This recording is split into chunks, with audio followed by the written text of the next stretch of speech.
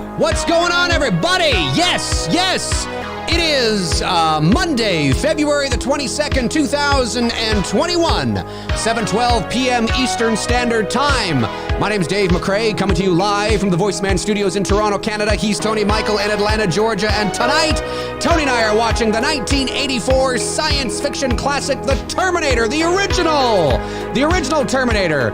Ladies and gentlemen, we are live! Episode 101. 101 show. I still think we should have done 101 Dalmatians, but that's just me. We should have done 101 Dalmatians. We totally should have done 101 Dalmatians. Folks, The Terminator is what we're watching tonight. We invite you to watch along with us. Tony, how are you doing on this Monday? I am doing fucking fantastic. How about yourself? I'm doing okay. I feel pretty good because post-production for It's Me, Billy is going very well. We made some great gains this past weekend in the assembling of this movie. And of course, I'm designing all the sound and doing all the sound design here in the VoiceMann Studios, and it's looking good. I was giddy with, it's so cool, as you know, because I'm sure you share the same thing when you take a photo and you bring it home and you do, and you see something come to life. It's so cool to see it really take shape, because when you shoot a movie and you have the raw footage, it's just the bones, right? But then you start assembling it and putting it together, and it's just really exciting. So I'm very excited about that. It's just hanging in. I feel a little under the weather today. Oh my God, he's got COVID! No, relax. It's just feeling a little. Can we please get I had that happen to me yesterday. I was feeling a little like not. Well, it just. Can we get back to the days when you can say, I'm just feeling a little under the weather, and people go, oh, okay. Oh my God, you should go get this. No, I feel fine. I'm just a little congested. It could be a number of things. I could have the fucking plague. Let's calm down. Everybody just calm down. Okay, anyway, Tony, how are you? Yeah, I was thinking, remember back in the day when you would work a 9-to-5 job, and we all did this. I mean, we all were guilty of taking a sick day. Yes, you know what I mean? Of course. The sick day. Oh, yes. I wonder if people are still taking sick days now without having to jump through fucking 50 different hoops to get back from your sick day. You know what I mean? It's not like you could not agree more anymore. But no, I was with you. I was like, I just kind of yesterday. I don't know. I was.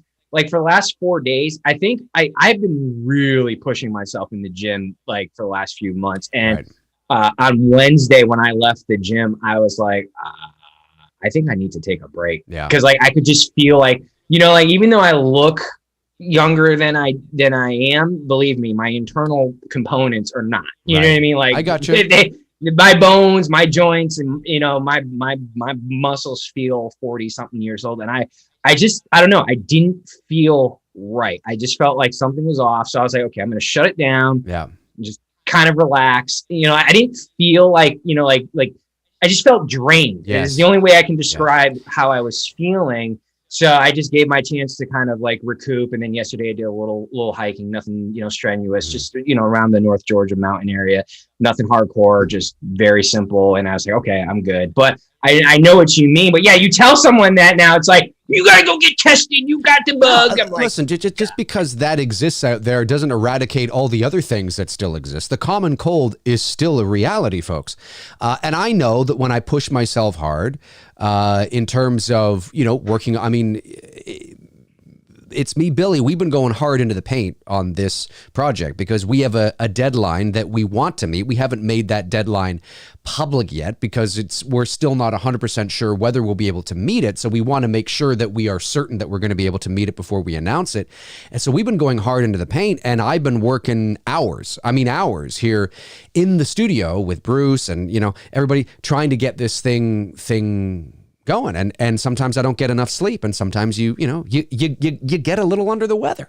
Sometimes that happens, Hey, we're watching the original Terminator from 1984 tonight. Before we begin, though, I want to just give a shout out to Frank and Darren. Frank, of course, Frank the Tank, who sent me a message on Facebook, And he sent me this, and I didn't even know about this. This is news to me. And I always like getting juicy tidbits of information of stuff I didn't know about. And this is something I did not know. Of course, if you are a massive James Cameron fan or a massive Terminator fan, you probably already know this. So excuse my ignorance and lateness to the party, but I did not. Not that I'm not a fan of his movies or James Cameron, but I might. How could you not know this, Dave? You're supposed to know every movie. It's true.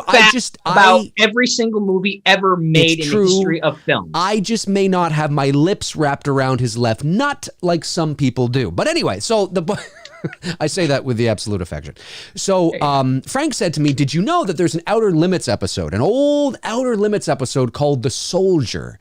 And, you know, some people believe that James Cameron, despite what Cameron says, which could very well be the truth, Tony can talk about that in a second, could very well be, despite what Cameron says, there is very similar story and sequence of events and even an opening sort of a little bit to this Outer Limits episode called The Soldier. And this is what I read on Wikipedia. And of course there are, I know you're saying, it's Wikipedia, but there are sources to this information, which is what I always look for as well. I didn't know this. So there is a gentleman by the name of, what's his name now? I just keep seeing his last name here.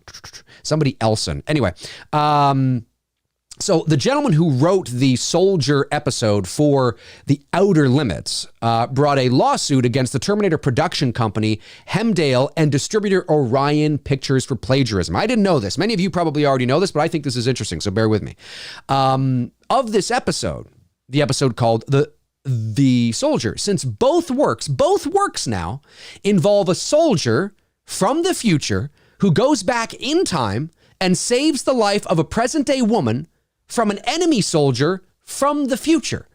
Now, listen, that doesn't mean that James Cameron copied this. It doesn't mean he was inspired by this, although I will tell you, artists and filmmakers are inspired and do inspire each other all the time. All the time. And there's nothing wrong with being inspired. I mean, look, you know, I know that the details of the conversation between Bob Clark and John Carpenter, whether it's true, whether it's not, maybe it's somewhere in the middle, is a little hazy. But Bob Clark, as we know, tells that famous story. Bob Clark, the director of Black Christmas, by the way, tells that famous story about how John Carpenter and him apparently had this conversation of, you know, Carpenter said, hey, if you ever made a sequel to Black Christmas, what would you do? And Clark said, oh, I don't know. He's just talking, you know, he's shooting from the hip. And he says something like, well, I don't know. I thought I would probably set it a year later, maybe around Halloween time. And Billy escapes from a mental institution and goes back to his hometown and starts killing on Halloween. And then 3 or 4 years later, oh my God, we have the highest grossing independent horror movie of all time called Halloween, about an escaped mental patient from a hospital who goes home back to his hometown to kill people on Halloween. Now, does that mean that Carpenter copied Bob Clark? No, because even Bob Clark has said, listen, well, maybe he took some inspiration from that idea, but, and this is Bob Clark saying this, when you look at Halloween, it's his own thing. Even Bob Clark has said, I mean, I wouldn't have brought that music. I wouldn't necessarily have the Shatner mask or Myers or I mean, it is its own thing. But was he inspired? Maybe, sure. Right? Maybe. So I think also too, times were different back then. Like I just found out, like I'm still mind blown by this. I had no fucking clue that these worlds even collided, but we were watching this video and I'm a huge Buddy Holly fan, big Buddy Holly fan. Every day it's one of my biggest influences as far as just an artist and just everything he did in the short time he was here. But did you know, I didn't know this until now, that back in 57, when he was writing and composing his album, That'll Be the Day, which is one of his iconic songs. That'll be the day. Do you know who he wrote that with? No. John Lennon, Paul McCartney, George Harrison, and the Quarrymen. They weren't called the Beatles back in the day. Wow. They were the Quarrymen. Amazing. And George Harrison wasn't even a part of the group yet. He was just a kid hanging out with the guys.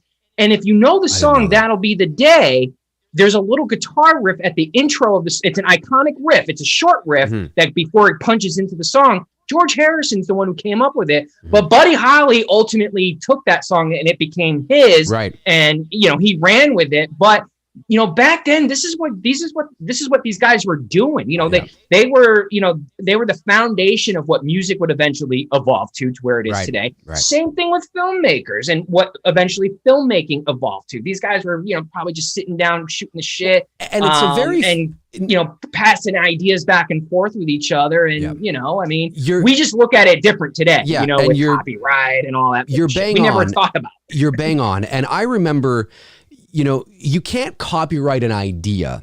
If that idea is down on paper and if you have evidence and it's fleshed out and you have characters and a situation, like a plot sort of narrative, and you do something that's a little too close to that, then yes, you can be up shit's creek. But just having an idea in and of itself, like, okay, let me make up something right now. There's a bag of barbecue chips that sprouts arms and legs and runs around and kills people with a hacksaw. Okay, there's my idea. I want to see that. Right, but I can't. But if somebody now goes and make it, I can't get. I'm gonna say that was my. You can't copyright an idea, just an idea. So there has to be more to it than that. And of course, I learned that when I spoke to an entertainment lawyer a number of years ago about this very thing as I was pursuing a feature-length script. And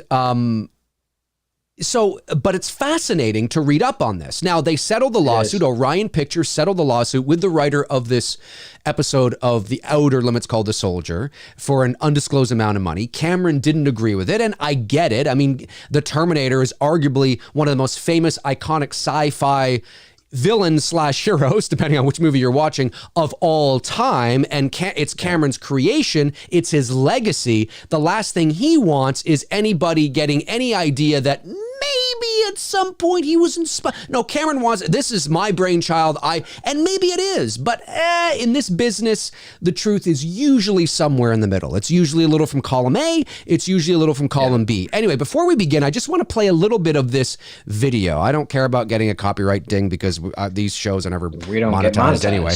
So I'm going to play this. I'm going to ask myself and Tony will be quiet because the audio is coming through the same feed that Tony is. So we're going to be quiet for just a couple of seconds here, and I'm just going to play a bit of this so you guys can hear this because it's really, really fascinating. Here we go. The Soldier, The Outer Limits.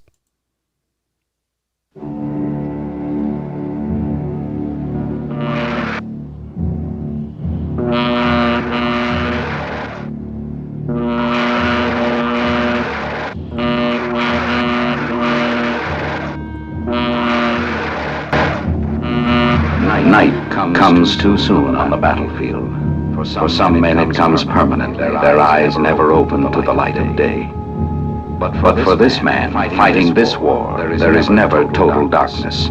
The spidery beams of light in the sky are the descendants of the modern laser beam.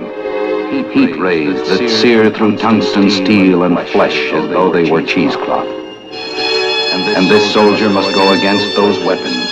His name is Quarlo, and he is a foot soldier, the ultimate infantryman. Trained from birth by the state, he has never known love, or closeness, or warmth. He is geared for only one purpose, to kill the enemy. And the enemy waits for him.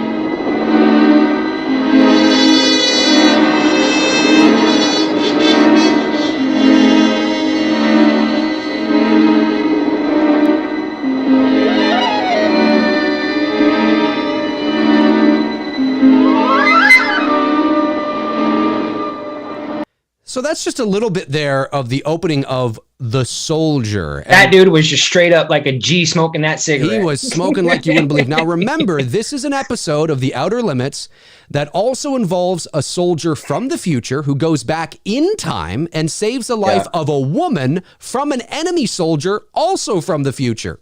Very similar. See, well, and it's like I told you before we went live, and for those who don't know this, Cameron came up with the idea, according to him, this is what he's saying now, I'm just taking his words and relaying it to you guys, that he was in the middle of editing Piranha 2 back in the early 80s, whatever, and he had a dream of the T-800 and immediately wrote the idea down. Now, initially the first Terminator in the very first draft of it was actually T2. It was the Terminator versus the Terminator. Right. Two Terminators. See, I learned this from you tonight. Two Terminators come back.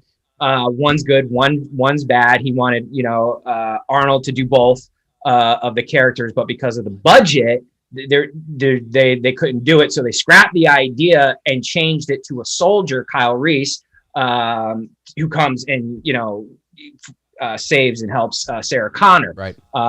That's what he's saying, so if he's being true to his words, he didn't steal the idea initially, because initially they wanted to go with the two T-800s fighting each other. But, and I think it worked out for the better, because, we've got, to me, Terminator ends after Terminator 2, and we get an iconic villain with the T-1000 and all 100%. The effects that, he did with the T-1000 and T2 were so revolutionary at the time. But again, is he saying it to cover his ass? I mean, like I said, who knows? But who knows?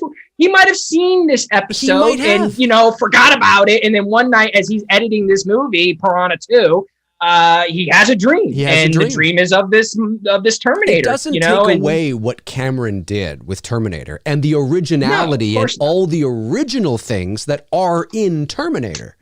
Yeah. But it is quite the coincidence that there is an Outer Limits episode that predates Terminator by quite a few years that also has the same premise, about a soldier from the future coming back to save a girl from a soldier from the future. I mean, that's what Terminator is, really, at its roots, at its core. So fascinating, nonetheless. Very interesting indeed. Let's get the original Terminator from 1984 off the ground. Let's do this. I am paused. Tony and I are both paused, where the MGM lion is just... But not at the same... We're not at the same time, our timestamps are not going to be the same. That's true. But we're right as when the lion's about to... bite off somebody's head. Exactly.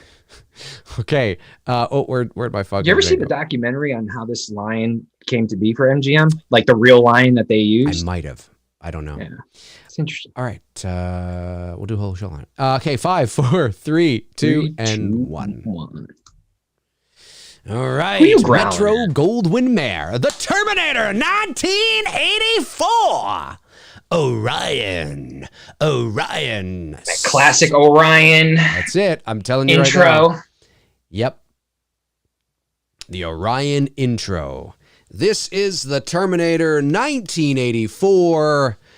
This is the movie that propelled Arnold Schwarzenegger into the stratosphere, into superstardom. This was the movie that did it. Only had done Conan. He had done Conan. He had done he had done some bit parts here and there. Conan was probably his most prominent thing in terms of acting. Of course, he always tells the story. Hey, Los Angeles 2029, folks. Hey, that's in 8 years from now. It is. This is what it looks like. We are definitely off the mark of technology, though. That's true. Because I don't see us advancing this far in 8 years. This does look like an apocalyptic COVID world, though. I think that's kind of a little foreshadowing of what's to come. I don't know. It's some pretty cool stuff. And again, from the beginning of that Outer Limits episode to the beginning of this movie, very different. But you can see the similarities. I mean, in the Outer Limits episode, you had that vast wasteland with the laser beams coming in, and you got similar things here too. Very interesting, nonetheless. But and this looks great.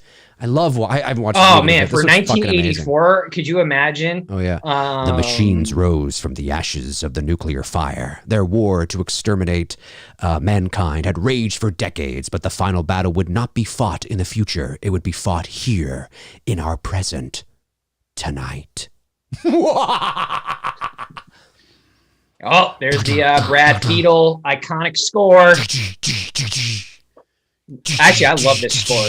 This score, I have my mix for when I work out. It's like 10 hours long, like just music, and I have this theme in the middle of all that, and I love it when I put it on shuffle. Yeah. And if I'm in a workout where I'm dragging, and then this theme kicks in, I'm like, I go Arnold. I'm like, this is the shit right here. This is now, and this is the shit. This is a great theme, one of the classic movie themes of all time. But yeah, this is the movie that propelled Arnold into superstardom. I love when he tells the story about how Cameron was trying to get him to say, "I'll be back." And of course, someone who wasn't a native English speaker and was very primitive even at that time. I mean, some of his Conan lines were dubbed, for God's sakes. He knew English, of course, and he could get by, but he didn't know it as well as, say, he does now. And there's little nuances in the English language that he didn't understand, he didn't grasp. Like, he's speaking it very literally. "I will be back." That is the correct, that's, you know what I mean? So the contractions he wasn't aware of. And I remember him telling the story about, wait a minute, you want me to say "I'll be back"? I don't understand. It's "I will." And Cameron's like, "Yeah, I know it's 'I will,' but say 'I'll be back.' It's the same thing as 'I will," but it's shortened." And he couldn't grasp that. He was like, "I'll be," and so he had trouble actually saying it, which I think is why, and it works for the character because he's a fucking robot. When he says it, he's very pronounced. "I'll be back." I think he had to say it like that to get the flow, like to actually get it, or it's going to sound really kind of weird. Now, of course, he can say it no problem. But do you know who the really studios? Here's some fucking crazy shit. Can you imagine if this actually had happened and if they went in this direction? Do you know the studios initially wanted when they went to the final script of where it was going to be Kyle Reese coming back instead of the two T-8-100s in the final script. They wanted OJ to play the Terminator and they wanted Arnold to play Kyle Reese. Could you fucking imagine if OJ was the fucking Terminator? Can you imagine Arnold as Reese? As Kyle Reese? Hey, come on, yeah, I know. Come with me if you want to live. Come with me if you want to live. No, come on, do it. I'm here. Come on. That would have been hilarious. But the funny thing is that it's hilarious now. I always say this too. If we wouldn't have been any the wiser. It just would have been normal. Like if we grew up in a world where that was what it was, we wouldn't have been like Arnold. No, it would have been like, oh, there's this new guy named Arnold who's playing the good guy in this movie. Could totally see it. It's funny in hindsight. Every time I see Arnold and I look at his chest, I'm like, I will never look like that. Fucking genetics. Well, not only that. I mean, the dude was, when he was bodybuilding, it's genetics, yes, but he wasn't totally clean. All the bodybuilders. Well, whenever I watch an Arnold film, I want to go lift afterwards and just I feel the same way. I'm getting back. I got a whole weight set up down in my basement here, and I was planning on getting back into it because I took some time off because of a shoulder thing, and I wanted to get back into it, and then now I'm feeling a little sick, and I'm like, oh God, I hate when that happens. And of course, been busy with the movie and stuff. Hey, he's got an ass just like there's the I call it the Bill Paxton yes. Looking like the blue hair version of Chucky from Rugrats. Bill Paxton. Doesn't he? Yeah, he does. Look at this. I love how you can see Arnold Schwarzenegger's cock. It's great. He's walking and you actually can see his cock. You actually see it. Full-fledged. It's just hanging out. It's hanging out. I'm telling you, it's hanging out. But if you want to do the film, if you want to do it right, I mean, and what is that? I mean, if he's machine, what is that? Like what like I want to know if Arnold, like what is under that? We know what's under his skin, right? It's all robot. But what's his fucking dick? What's his dick? What's beyond the flesh of his dick? Can somebody please find this out? We need to know these types of things. You know that they initially were going to film this in 83 or 82 to 83. But it got delayed because the studio who did Conan pulled some shit on Arnold's contract, and Arnold had to go do the sequel to Conan. And during that time, while Cameron wasn't going to be, making the Terminator, he wrote Rambo 2 with Stallone, and he also wrote Aliens 2. Fascinating. So it's kind of funny how things work themselves out. Like you're like, oh shit, I'm about to film Terminator, and like, oh no, pull the rug out under you. So now you got all this time to do whatever, and in that time process, you write a pretty, Rambo 2's it's an all right sequel. It's not like great, but fucking Aliens with an S. Better than 3. That's a fucking great sequel. Aliens I love that movie. Well, that's why I always say, I know people, listen, I'm an unabashed Avatar fan. I enjoyed the movie. I'm not one of these people that gets on the bandwagon of, well, it's like this in space, or it's like this movie, it's like that movie, because my response to that is, and yes, and I could give you a list of movies that were inspired by other. it's you don't go to watch Avatar for some sort of originality. You go to watch it for the spectacle, and you're dished a good story that has, fun characters and a spectacle. But people love to fucking hate, man. I thought Avatar was great. It did exactly what it was supposed to do. It became the highest grossing movie of all time at that time. And I've still never even seen it. Endgame only beat it because it had to be re-released with 5 minutes of extra nonsense, and it barely did. And that goes to show you. But never count Cameron out. That's the thing. You can't. I don't think he's made a bad movie. He's made movies that are better than others, but I don't think Cameron has made a bad movie. Some people could say, well, Avatar, yeah, well, maybe it's your age, maybe, I don't know what it is, but people that I know who've seen it, who are our age, are like, yeah, I thought it was great. Don't get caught up in it's like Ferngully in space. Okay, and is Ferngully like Pocahontas? Like, why aren't you comparing those two movies? Because who fucking cares? It's only because Avatar became the highest grossing movie of all time, and that's why it got the hate. It got the hate because little man-child babies and people that just, it's like, that became the highest grossing movie of all time? That, because people equate highest grossing movie of all time with quality, and those two things are not mutually exclusive necessarily, right? You can have a gigantic hit that isn't, an original piece of art. It's something, it's a story maybe we've seen before, but just not in this way. It's familiar pizza, but it's good pizza. It was the spectacle. It was the special effects and the spectacle that drove Avatar over the line, and nobody denies. I don't know who would deny that. It certainly is not original, but it's an original way to tell it. That's for sure. And it was really interesting. And yes, Avatar the sequel should have come out probably 10 years or so ago. But never doubt Cameron, man. Never doubt him. I don't think he's made a bad. I mean, what would be Cameron's quote unquote bad movie? What would it be, Tony? What? Like what? I don't know. The only Piranha? Cameron films, probably. I've never seen that. The only Cameron films that I've watched are Terminator, T2, the fucking spy movie with him, Arnold, and True Lies. Great True movie. Lies. Thank you. Titanic. And Titanic. Great movie. Yeah, those are probably like the only ones that I've seen. So you look at it. So I've seen Aliens. That's his. So I've seen The Abyss. You've seen The Abyss. That's how too. Aliens, The Abyss, Terminator, Terminator 2, True Lies. Titanic, Avatar. I mean, some might point to Avatar as his weakest, which I think is just man-child's hating again. But if that's how you feel, I just haven't seen fine. it, so I can't really hate on it. You know what I mean? No, I totally respect that. I just think that every reason why I see people not liking Avatar is because of its quote unquote lack of originality in terms of its story. And I think, well, yeah, but I could ruin your most beloved movies you love when I point out how they're not original. Neither is Star Wars, by the way, as I often say. It's not original either, but it's an original way to tell the story. And that's all. And that's what matters. James Cameron is terrific at creating a movie that has something for everybody.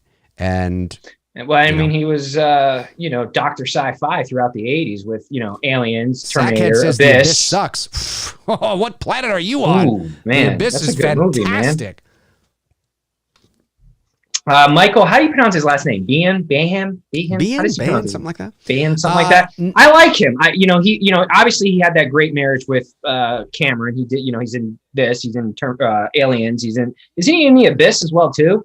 I think if I'm not mistaken. I think he is. Then of course he Navy SEALs is a fun movie with him and Charlie Sheen. My favorite movie though with him and the character actor he plays is Tombstone, and he's Johnny Ringo. Mm-hmm. His screen performance as Johnny Ringo, and the back and forth between him and Val Kilmer as Doc Holliday, fucking just incredible performances by both the actors. Yeah. Oh yeah, 100%. 100%. There she is. There is Linda Hamilton, who looks a little rough around the edges today, but she's still Big Boy, the Abdals. Well, we call them Abdals. The restaurant that she's working at with the little guy out in front with the burgers. Yeah. How old is Linda Hamilton here? Hey Google, how old is Linda Hamilton? 64 years old. So she's 64. What? She's 65 this year, let's say. So 65, this is what, 40 years ago almost? So yeah. 20s. Something like that. She's 60, so 60, 55, 45, 35, 25, 26, 27. She's like, yeah, late 20s.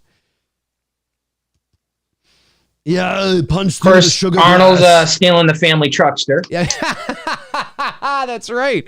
From the Griswolds. Holiday Road. Wally World's gonna have to be put on hold. Yeah, Wally World. That's right. That's right. This is a great great movie. Jesus, I remember when the waitresses dressed like this too at Yeah. Abdal's. Abdal's was then they changed the name to Big Boys. It was Abdal's Big Boys, and then it became Big Boys. And this is literally the exact same setup. This restaurant, Yes. the way I see inside here, this restaurant that's probably somewhere out in California, where I think they filmed this, right, in California. I believe so. Yeah. Yeah. Yeah, I would have lowered the. But yeah, I remember the waitresses dressed like that. This is an underrated, and I say it's underrated because because T2 is so fantastic. T2 is so brilliant. T2 is so good that we sometimes forget how good the first Terminator really is. It's a really good movie. It is. I mean, I personally like T2 better, you know, Well, and I think do. when you're in the Terminator conversation and you're a fan, primarily majority of us are T1 and T2 fans. I don't care for anything after that. No. I haven't seen anything after that. For me, it ends when Arnold's putting the thumbs up, you know, in the lava tank or whatever the hell it was, and John Connor's looking down at him. And then when you told me that fucking horrific shit of what they did to John Connor in the recent film, I was like, fuck you, fucking bullshit. Nope, doesn't exist in my world. I haven't seen it. Terminator 2 ends. That's it. Done. That's it. It's done. That's where it ends. But no, I mean, this is great. I mean, I like Terminator. I watched T2 more than I watched than the original Terminator. Right. And it's probably because, you know, that was one of the first big action films that we got to see as young teenagers. That's it. When it first came out. Yep. Yeah, I understand. It's unfortunate that the Terminator. Yeah, see, you're going to have like a split in the chat room too. You got some people saying T1, some people saying T2. That's pretty much universal. I don't think there's a right or wrong answer. I just think we're all fans of the first two films, and you know, some are going to like T1, some are going to like T2 better. Yeah, it's unfortunate. Like I actually didn't loathe T3. I mean, it's not. And when I say that, no, isn't that with the like the chick X-Men with the blades? Yeah. Or something? No, it's not as good as the first two Terminators. Of course not. And there's a variety of reasons for it. I mean, Jesus, you know, Sarah Connor's not even in it. Like I get it. I do get it. You know, and I saw the most recent Terminator movie, Dark Fate, and I was thoroughly entertained. But I was thoroughly entertained not because of the story, but because of the nostalgia. You know, it was cool to see Linda Hamilton and Arnold together again. It was really more, that was the driving. You know, people our age, it wasn't a train wreck of a movie or anything, but that's what we, minus that bullshit at the beginning. Yeah, and I actually didn't even mind that because I felt that they at least were able to justify it, whether you agree with it or not. That's a whole other thing, but they were able to justify the technology of how they did it. I think is really fascinating too. But for whatever reason, this series has never ever been able to find its footing, and I don't, not after T2. No, well, that's what I mean, and I don't know if it's because fans are too. I think you know what it is. You know what it is. It's because little boys cry at the end of Avengers Endgame. Men cry at the end of T2. That's what it is. But I think, you know, at the end of the day, it was a story that, you know, I mean, Cameron did the first two Terminator films. He didn't do another one in terms of directing. I don't know. It's just not, it's never been able to hit Terminator 2 levels. However, having said that, I think it's important that the audience watching and those after the fact, let's not forget, very rarely does a series have a good third movie or a good fourth movie. Or, I mean, really at the end of the day, the fact that you've said that many times, even about like the Halloween franchise. That's what I mean. As it progresses, it gets worse. It's not that there aren't good third installments in movies. There are. But traditionally speaking, it's not unprecedented the difficulty that Terminator has had. You know, you got a good first one, you got a great second one, you know, and then you finally got a third one that most everybody agrees is nowhere near as good as the first What Cameron did is almost next to nearly impossible, is that not only does he create one great film, he creates its sequel, which we all know sequels never really hold up to the original. Right. But he does, and not only does it hold up to the original, but when you have the fan base that's talking about the respectively the first two films, anyways. Yeah. Okay, I understand there's fans of the ones afterwards, but I'm talking about the majority of the fans who are fans of the first two films. It's a split down the middle. Who likes Terminator? Who likes T2? And very rarely does that happen with a movie. You could say that about Godfather and Godfather 2. You know what I mean? But for the most part, the sequel never matches its, the original, but Cameron did that with T2. Oh, and that's hard to do. He did. It's very hard to do, but the more you go on, the less likely it is. And when you watch Terminator 3, listen, I know some people are going to think that it's an absolute, disaster and dumpster fire, but I don't think it is. I think it's missing a lot. There's a lot of great action in T3, but it does feel sort of like it's a third movie in a trilogy that is falling flat, like The Dark Knight Rises or something. It's still good, but it feels very like we're just kind of coasting over the finish line. We're not sprinting over the finish line in first. We're coasting over it. We finished, but we're coasting over it in 15th place or something like that. That's sort of what the Dark Knight Rises kind of felt like to me. There's some good things in it. I enjoyed it. T3, I'm like, it's missing Linda Hamilton. It's missing John Connor. It's missing James Cameron directing. And I just feel like I'm watching an action movie that's entertaining. I remember seeing it in the theater, thinking that. But very rarely do we get third installments that are really good, which is really fascinating when it comes to James Cameron, because he hasn't done anything past a sequel. So he did Aliens 2, but he didn't do the first Alien. He did T2 and T1. Who did? Scott did the first Aliens, right? Yes, Ridley Scott. Yeah. And but he hasn't done a sequel. He didn't do a sequel to True Lies, even though they wanted to do one. He didn't do a sequel to Titanic. I mean, what the hell would that be about? And the Return of Jack Dawson. Yeah, that's true. And so he hasn't done sequels per se. He's doing a sequel to Avatar. This will be his first sequel, I believe, since Terminator 2. Yeah. And look what happened to Terminator 2. You can't but the thing with Cameron is that not only does he have the second Avatar, he's got like 4 more avatars that are supposed to be coming. Insane. He's also shot 2 and 3, I think, back to back or at the same time. Maybe COVID's put a bit of a damper in that. I'm not sure. But he's got like 4 more movies. And even I'm sitting there as the most optimistic Cameron guy thinking, really? Like, you've got 4 more of story to tell? Like, really? And then people think, it might be.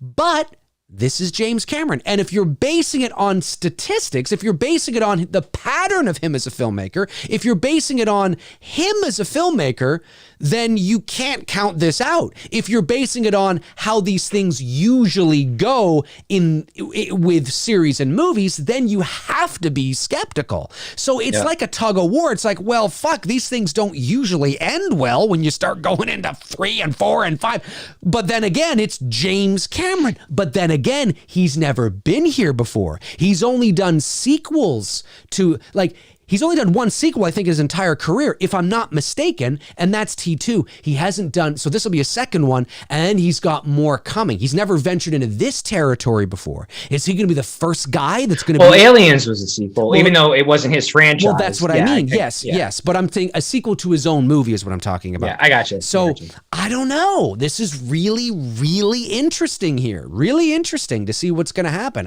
I'm cautiously optimistic because I'm pulled. It's a tug of war. Well, it's Cameron, but these things don't usually end well. But it's Cameron, but these things don't usually end well. Bishop! I'm like, what the fuck? we're at the police station. Yes, and we are. Every time I see this guy, I just think Bishop. Oh, Aliens. yeah. The cop. Yeah. The cop. Yep. Yeah, it's true.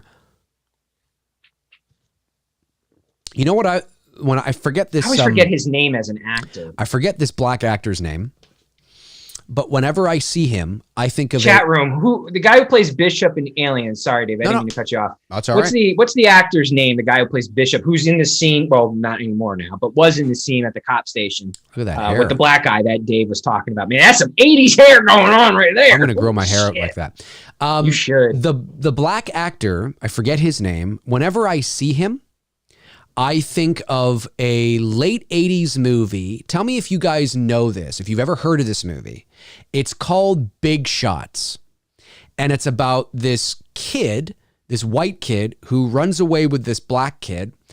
And they go on like this road trip. And they get into like all sorts of shenanigans and stuff. And this cop that you see in the 84 Terminator, the black actor, is the father of the black kid, I think, or something like that. That he's like, It's like an estranged father or something, and he wants to go meet his dad, but he doesn't end up meeting, or it's not his dad. I forget how it goes. Chat room, do you remember this movie? Hey, Google, what year did the movie Big Shots come out? I'm going to say like 88. No, I remember it. Big Shots was September 19th, 1987. 87. Oh, 87. 87. Okay. Yeah, Big Shots. I don't know if you guys remember this movie, but I remember that movie. Look at this fucking lizard. Look how cute that lizard is. 1998 Godzilla with Matthew Broderick. Pretty much. You know, that's a guilty pleasure of mine. I it really is. Like, I don't know why. The Godzilla 98 is a guilty pleasure? That is a guilty fucking pleasure of mine. Yeah, God, I know Godzilla fans hate that movie, like, passionately. Yeah. You know what it is? I don't know. Like, I enjoyed it for what it was. But listen, I was never a big Godzilla fan. I was more. We've talked about that before, and believe me, guys, we're gonna have a fun month here coming up with Kong and Godzilla. But yeah, that '98 Godzilla film was a guilty pleasure, even though everyone in the world hates it. It's true. It's true. Oh, it's true. It's true. What was I gonna say? I think feel free to send in super chats, folks, if you want. We'll get to them, of course. Once the movie is done, we'll get to those super chats if you want to send those in. Do you know what I also like about the 80s? I got to admit this. Any film in the 80s that depicted the future, like the 2020s, looked so much better than what it actually does now. That's true. It's totally true. 80s movies depiction of what the 2020s would look like, way better. Just more badass looking, because we don't look anything like that.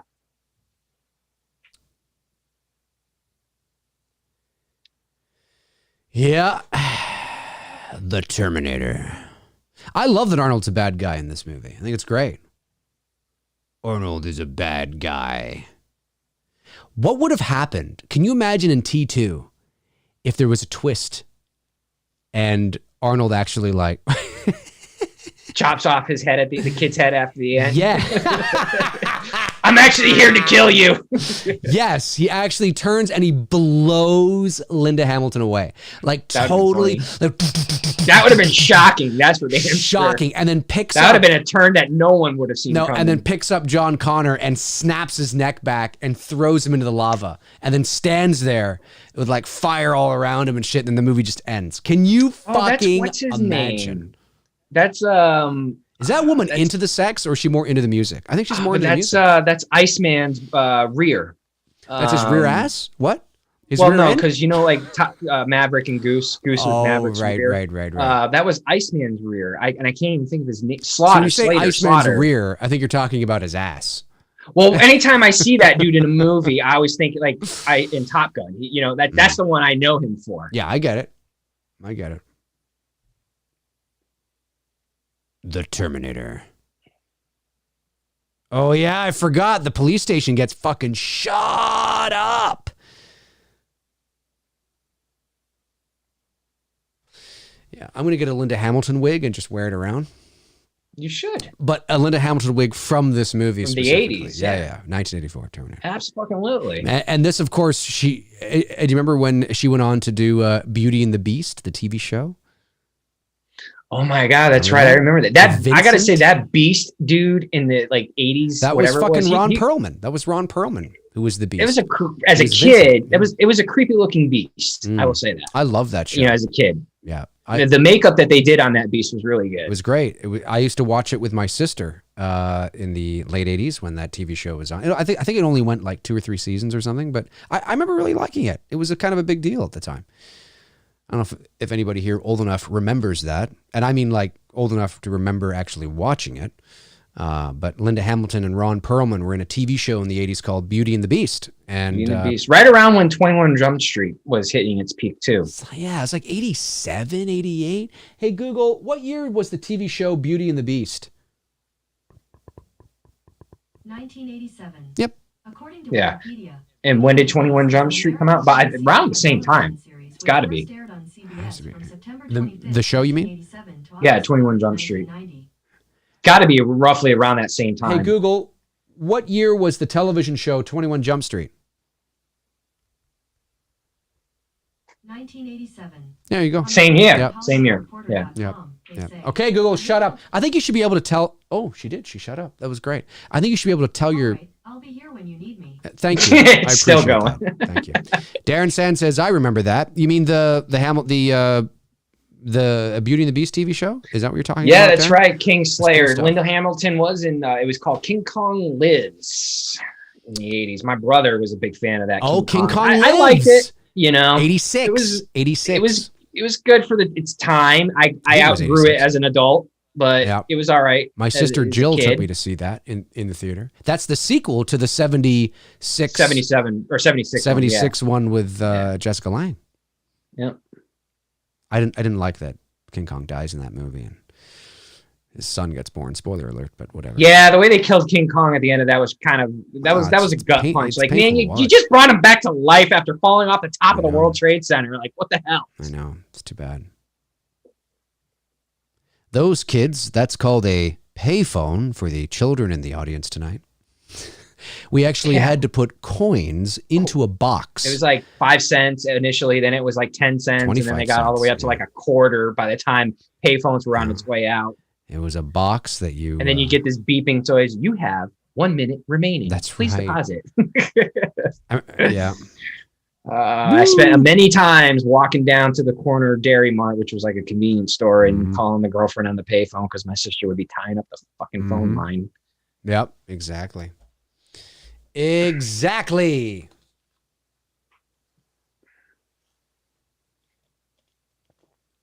This woman's more into her music than she is actually having sex with the guy. I don't think she liked having sex with him. I don't think she did either. No, because when you watch him, when they're banging, she wasn't really into it. She was bobbing her head to the music, which is like, why are you... And now she's bobbing her head around here. Well, he was a dead fuck. He was a dead fuck. As Crispin would say. Well, are we sure it wasn't Crispin Glover? Maybe. I mean, it might have been his character. Because now she's doing kind of a funky dance. And this maybe, was the same year, 1984.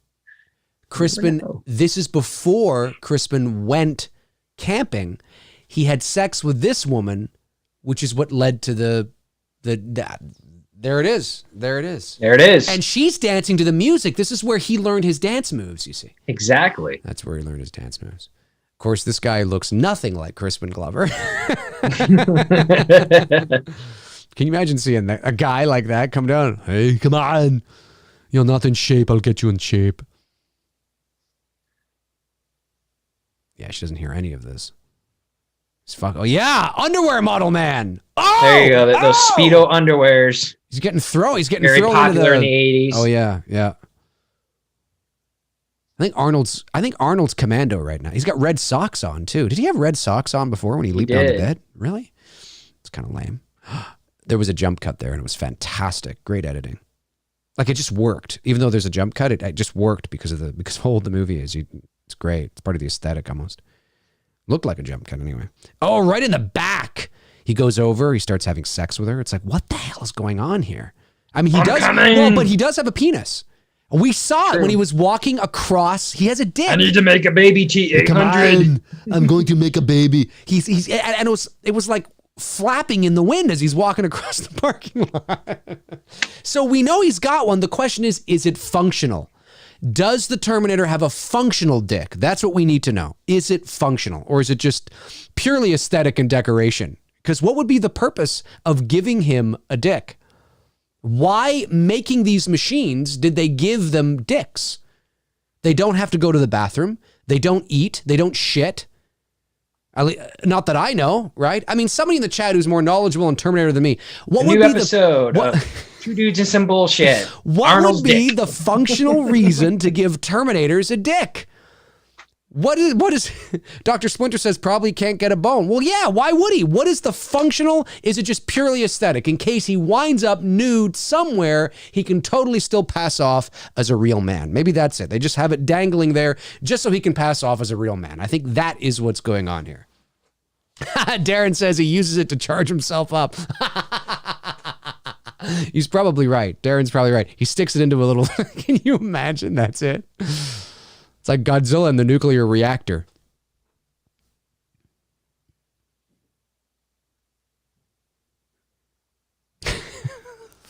It's just a decoration. Oh, I crack myself up. Tony's look over there is like, he's nervously laughing. Yeah. I try not to overthink man's dicks. No, I'm just being, no pun intended. I'm just being a dick. I noticed this and I'm like, hey, what would be, why would he have that? I wonder. Here he comes. God, that 80s music. Hey, buddy, what you doing?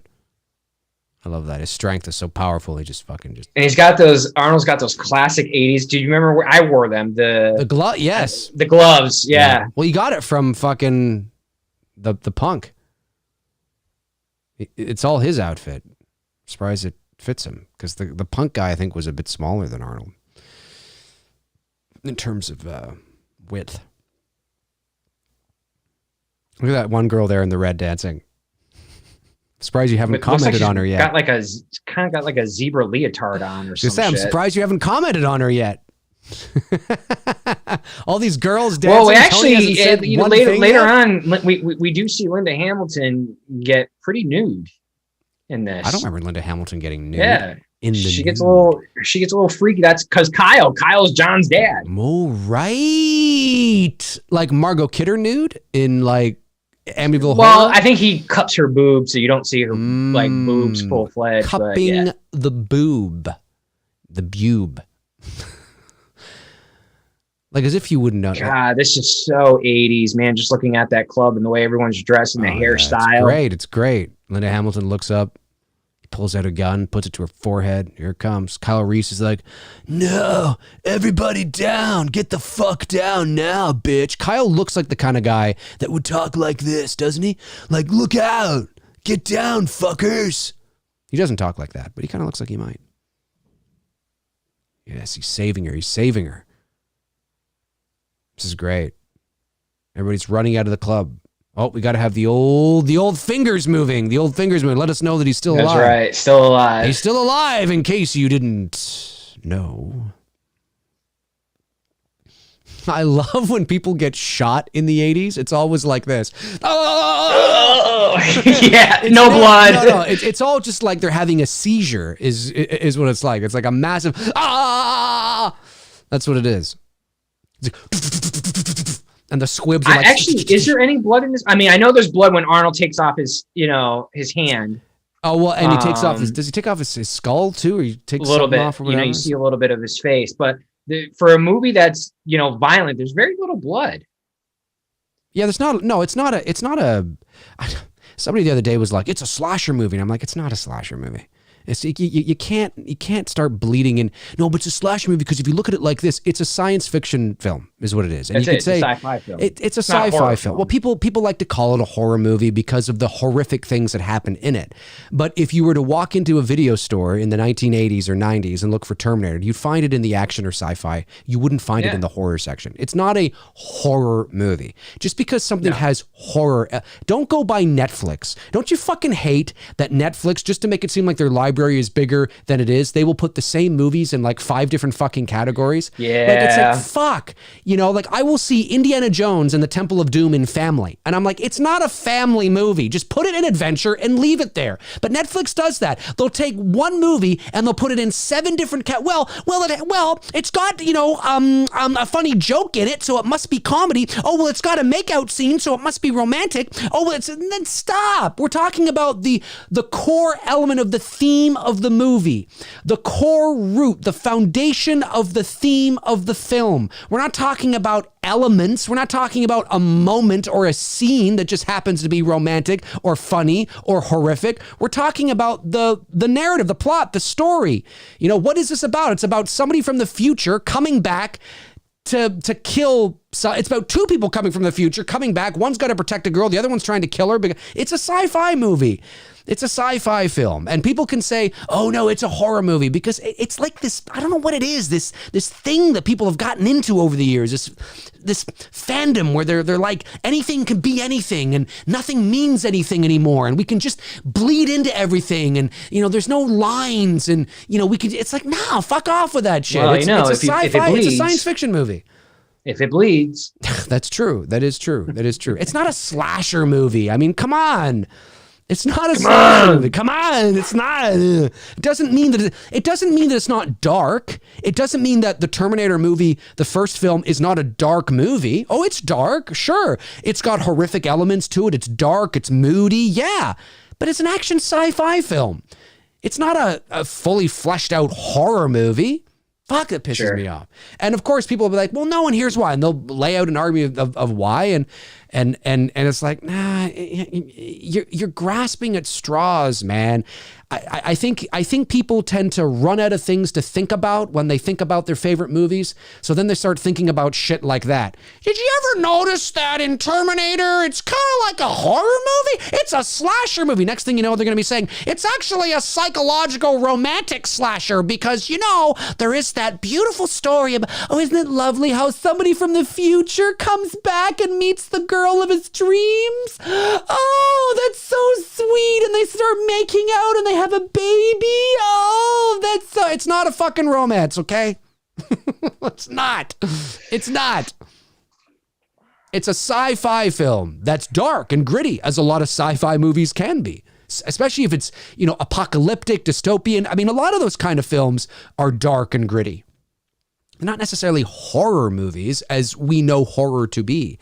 You can have horror elements without it being a horror Cameron movie. did, he was really good at bringing back what was very popular in the 50s. So science fiction, alien type, like thing from outer space and whatnot. Because we hadn't seen that, or the movie audience hadn't seen movies like that for a while. Because they'd become like, you know, no one was doing it. It wasn't cool anymore. It was kind of like Westerns at the time too. Westerns were becoming very obsolete. And Cameron found a way to bring that sci-fi back. I mean, yeah, I know Star Trek was popular as well too. So I'm not saying that sci-fi films weren't totally, but these types of sci-fi films where you're dealing with a monster, right? And then Carpenter obviously brings The Thing, and so the '80s had a good pick-me-up of good sci-fi films. In fact, now that we're talking about that, I wouldn't mind seeing, some good sci-fi films again like this, where you have a monster who's coming in. You know, we haven't seen an original sci-fi film. We hadn't seen one like that in a while. No, and I know there are also people that say, well, it's sci-fi horror, like Alien. And it's like, I mean, listen, does science fiction Predator, and horror, sci-fi horror, right? You know. Does the genre of science fiction and the genre of horror, are they very close cousins to each other? Yes. Yes, they are. They are. And is it possible that I could say and concede and say that this could be perceived as a science fiction horror? Maybe. maybe, but it's not a horror movie, you know, because the bones of this movie is based around science fiction. It's a sci-fi story, you know, and it's unlike those classic tales like you saw in The Outer Limits or from the 50s and the 60s. You know, it's science fiction. And a lot of science fiction has horror elements to it, are very dark and depressing, but it's not horror as we know horror to be. So you can't just films from like the you have to 50s define really, it, right? You have to define it. You can't just say it's a horror movie. You have to define it. And what made those sci-fi films from the 50s so popular is that those were drive-in movies. Mm-hmm. You would take your girl and your hot rod to the drive-in to make out with her to a sci-fi film. Right. And like the Blob. You know what I mean? I mean that's horror, but I look at the Blob as a science fiction horror film. You know what I mean? It's this monster. It's this thing. Sci-fi horror does exist. It is a real crossover of two genres. So don't misinterpret what I'm saying, folks. Is that I don't think the two can coexist within the same movie. I just think that Terminator isn't the best example of it. I don't think it's the best example of it. It's like, Die Hard and being a Christmas movie. I think if you have to constantly say something is something, there's a strong enough argument to why it's not. And I think it should just be common knowledge. I don't think anybody really argues that Alien is a sci-fi horror, but Terminator,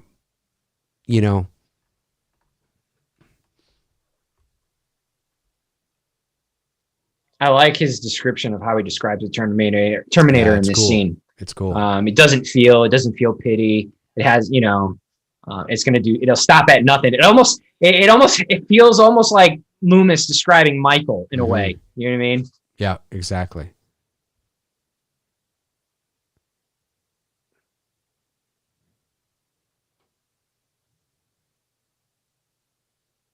I love the makeup on Arnold here. You can already tell he's crazy. He's got like no eyebrows. I know. Did he have literally? Did he had eyebrows before? Now he has no eyebrows. He had eyebrows. Why does he not have eyebrows? I don't know, folks. Why doesn't he have eyebrows here? He had eyebrows. That's got to be something. Some movie trivia person's going to tell us why. He's got a dick, but he's got no eyebrows. But he had eyebrows. I know. He had eyebrows. 2 minutes ago, did it get knocked off during the fight scene? Maybe he shaved them off because he wanted to be a little metrosexual, maybe, or something. I don't know. Maybe he's. I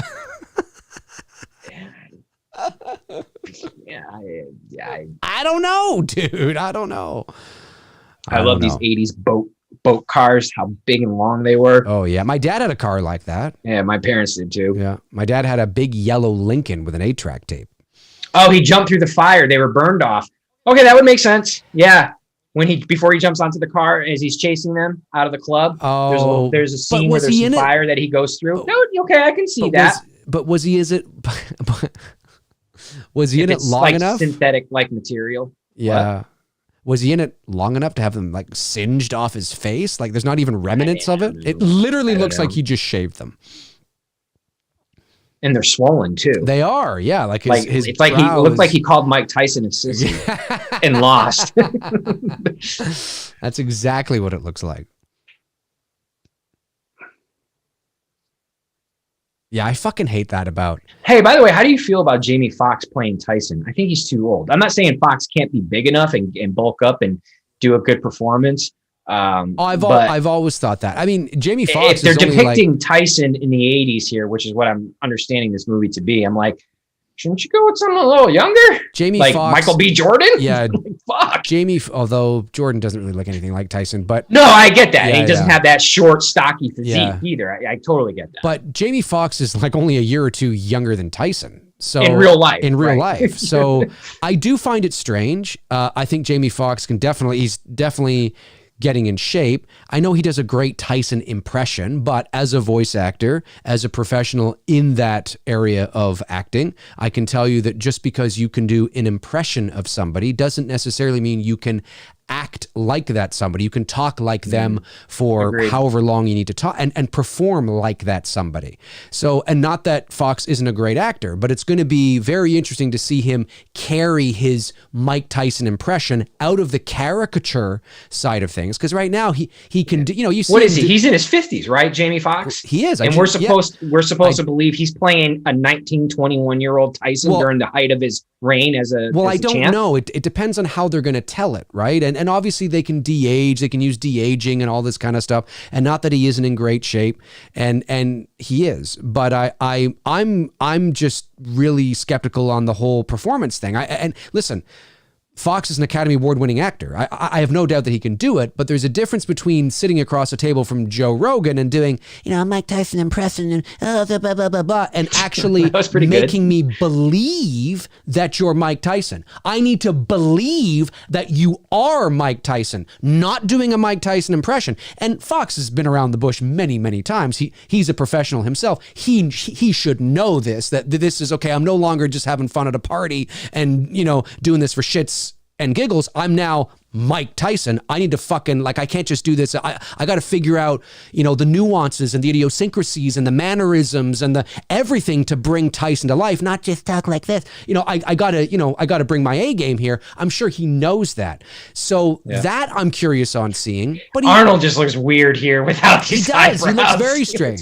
He looks very strange. But I don't know what. But I hear what you're saying with Jamie Foxx. I just don't know what they're going to do. Yes, I do find it strange that, Tyson, if it's later in Tyson's career, okay, I might be able to believe that. Like we're talking at the tail end. Yeah. But if you're talking about doing, mid to late 80s Tyson at the height of his, reign in the ring, I don't know. It just seems like it's a bad casting choice. Yeah, I don't.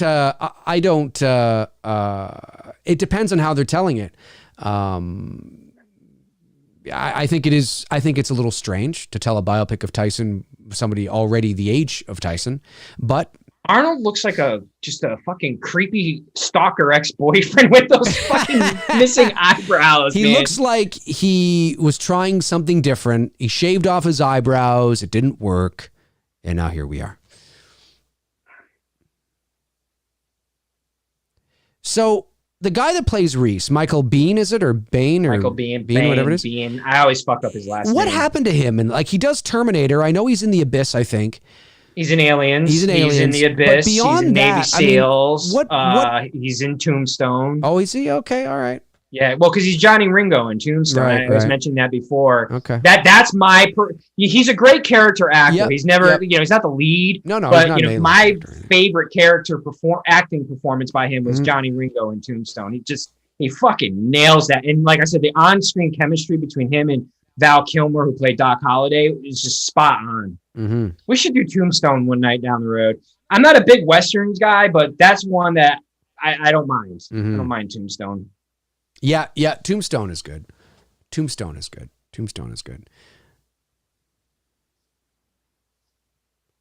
It all comes down to Fox's performance, because, like I said, there's a big difference between doing an impression of somebody and making me believe you are that you're somebody. Him. That's very, very different. Do I think that Fox can do it and he knows it? Oh, sure, he's incredibly talented. But I'm just saying I'm curious on that, because Mike Tyson's not just anybody. He's a very specific type of guy. He's got a very specific way of speaking, a very specific cadence and nuance and mannerisms, and it's a whole thing. But if anybody could do it, Fox is certainly talented enough. We'll see what happens. Jeff Harris, I agree with you. He's kind of talking about bad casting. He pointed out Chris Hemsworth casted as Hulk Hogan. I totally agree. That's a horrible choice as well too. I don't understand why they cast Chris Hemsworth as Hulk Hogan.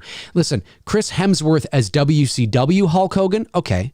Yeah, where he's lean and where he's and off the steroids. But say your prayers, eat your vitamins, brother. Going up against Macho Man in the 80s. No, that's Chris Hemsworth. Yeah, as Hogan versus fucking Mr. T at WrestleMania 2, Hulk Hogan? Yeah, no. Or 1 or whatever that was? No. Hey, we might be proven wrong, but he doesn't, Chris Hemsworth, he's got a great physique. I wish I could have that physique, but he doesn't have, Hogan was he wasn't cut and lean like Chris Hemsworth is in Thor. No. Where Chris Hemsworth has more of a lean body mass. Hogan was just fucking huge. That's it. Well, in the peak of Hogan's reign. Yeah, we're talking 80s. late 70s, early 80s. Hogan was fucking giant. Hogan would eat Hemsworth for lunch.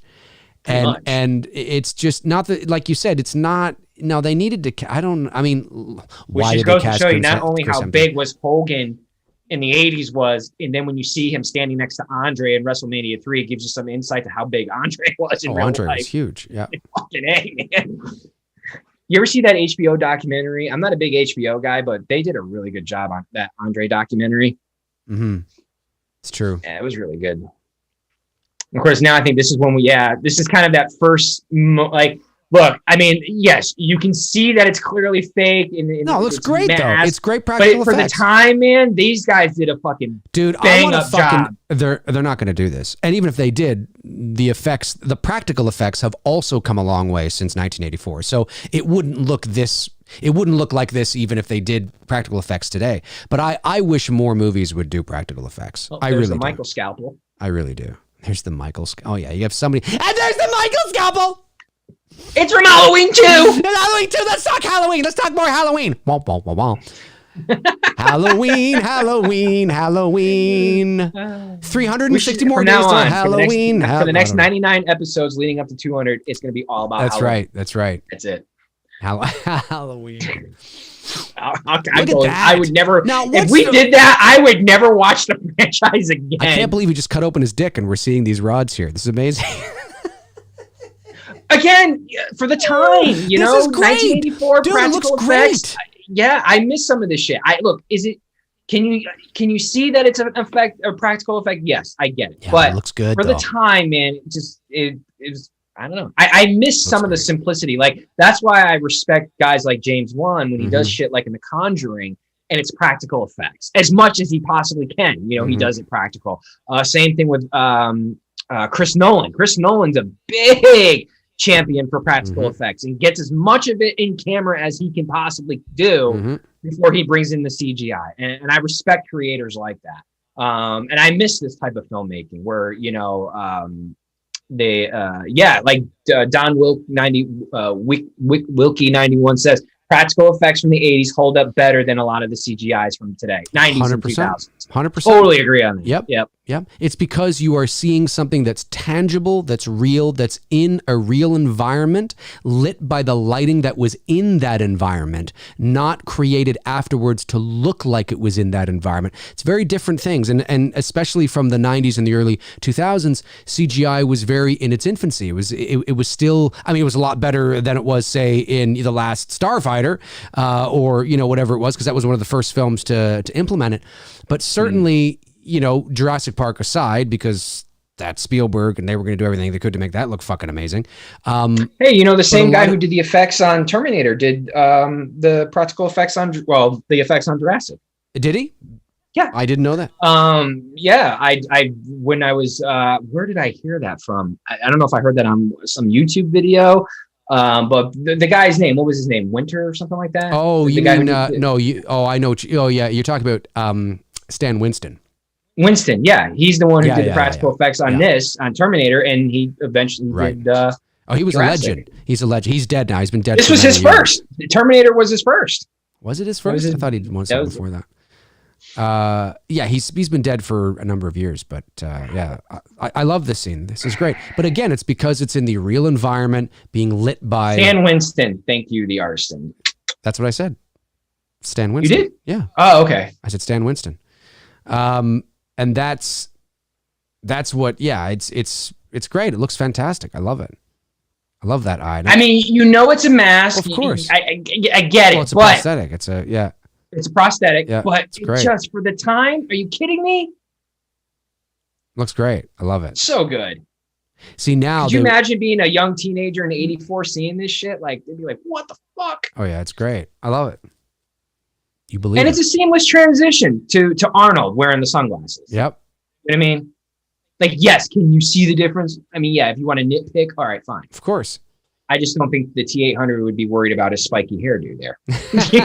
I don't know why he did that, but I just don't. I don't think the T-800 would be like, Let me fix the spikes. Let me fix the spike in my hair. He laughs like that. Where did he get this fuck? Oh, that's right. He killed the person that was there, I think. Right? The Hero with No Fear. Favorite Arnold film, Terminator or Predator? That's right.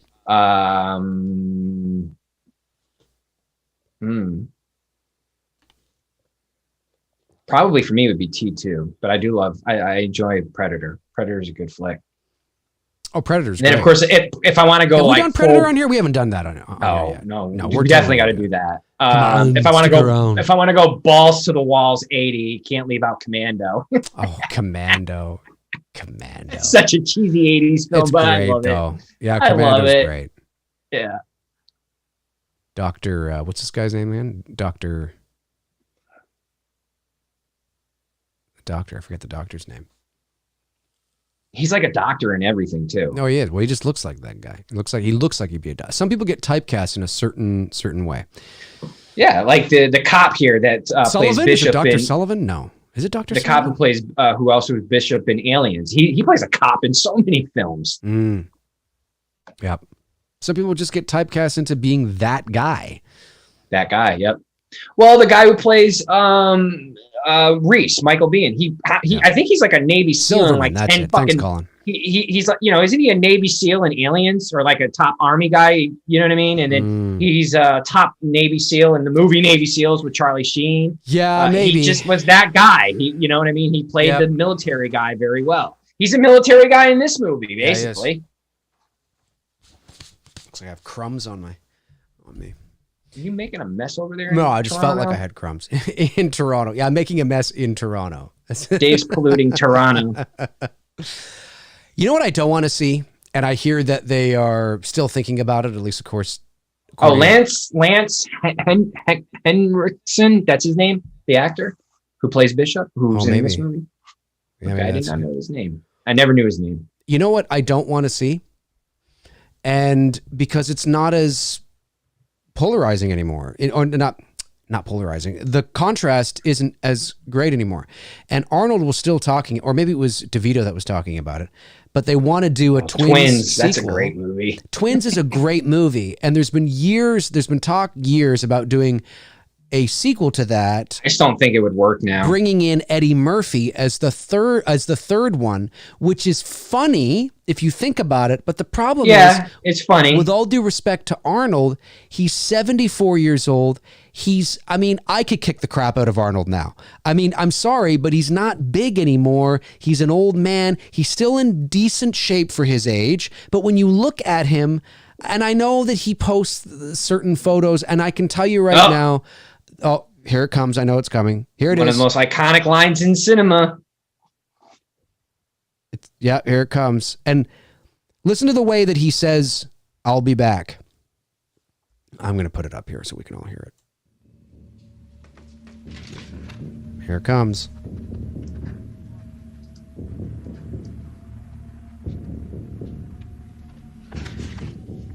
I'll be back. I'll be back. Yeah. It's iconic. It's great. It's an iconic moment in cinema. It's great. Yeah, it's great. And now you ever see the Expendables where he just like says it like 5 times in the movie and he says get to the chopper as well too. Oh my God. Yeah.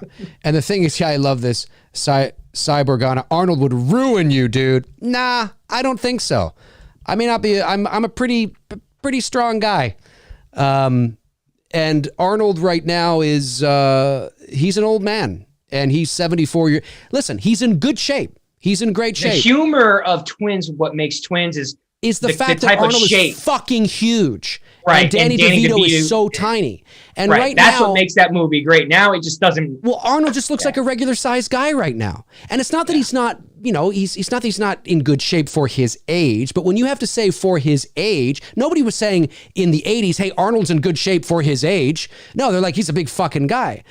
And Arnold is again, I'm not saying he's not strong or he's not, he's not Stallone shape though. Stallone, man, that dude. True. And when I say, I hope to look like Stallone in my 70s. And when I say that even now I could kick the crap out of Arnold, it's also a figure of speech. Read between the lines here, folks, right? What I'm saying is that when you look at Arnold Schwarzenegger today, okay, and I follow him on Twitter. Oh, sorry, not Twitter, Instagram, okay? And yeah, there's some photos I see posts of him in the gym working out, and I'm telling you, they Photoshop his biceps. I don't mean they Photoshop his biceps on him, but they make his biceps pop, because I've seen video of the same photo where he's working out, and yeah, he's got biceps, but they're kind of small and the skin's a bit wrinkly, and he just looks like your grandfather, or in our case, our dad, because obviously, at least for me, I mean, my dad is older than Arnold.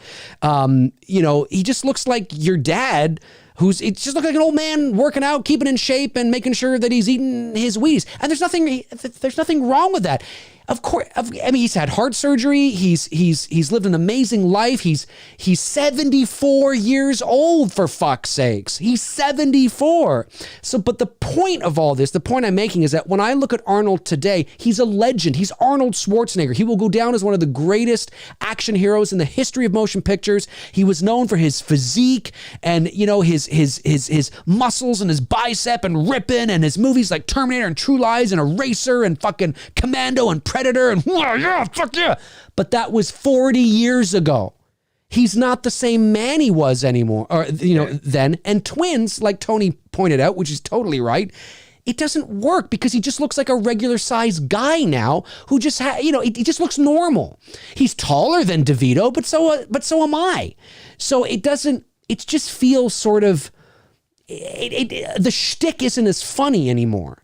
Yes, maybe if you bring in Eddie Murphy, that helps to kind of complement it a bit. And maybe what you lose with Arnold's stature and size, you gain with Eddie Murphy's ethnicity. I mean, maybe that's where the funniness is going to come in.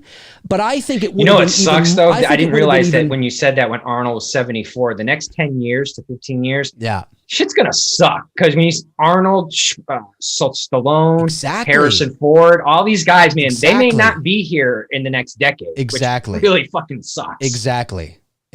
Aaron Click says his core is strong, dude. You're talking about cosmetic stuff, Dave. Oh, I'm sorry, Aaron. Do you know him? Do you know his core is strong?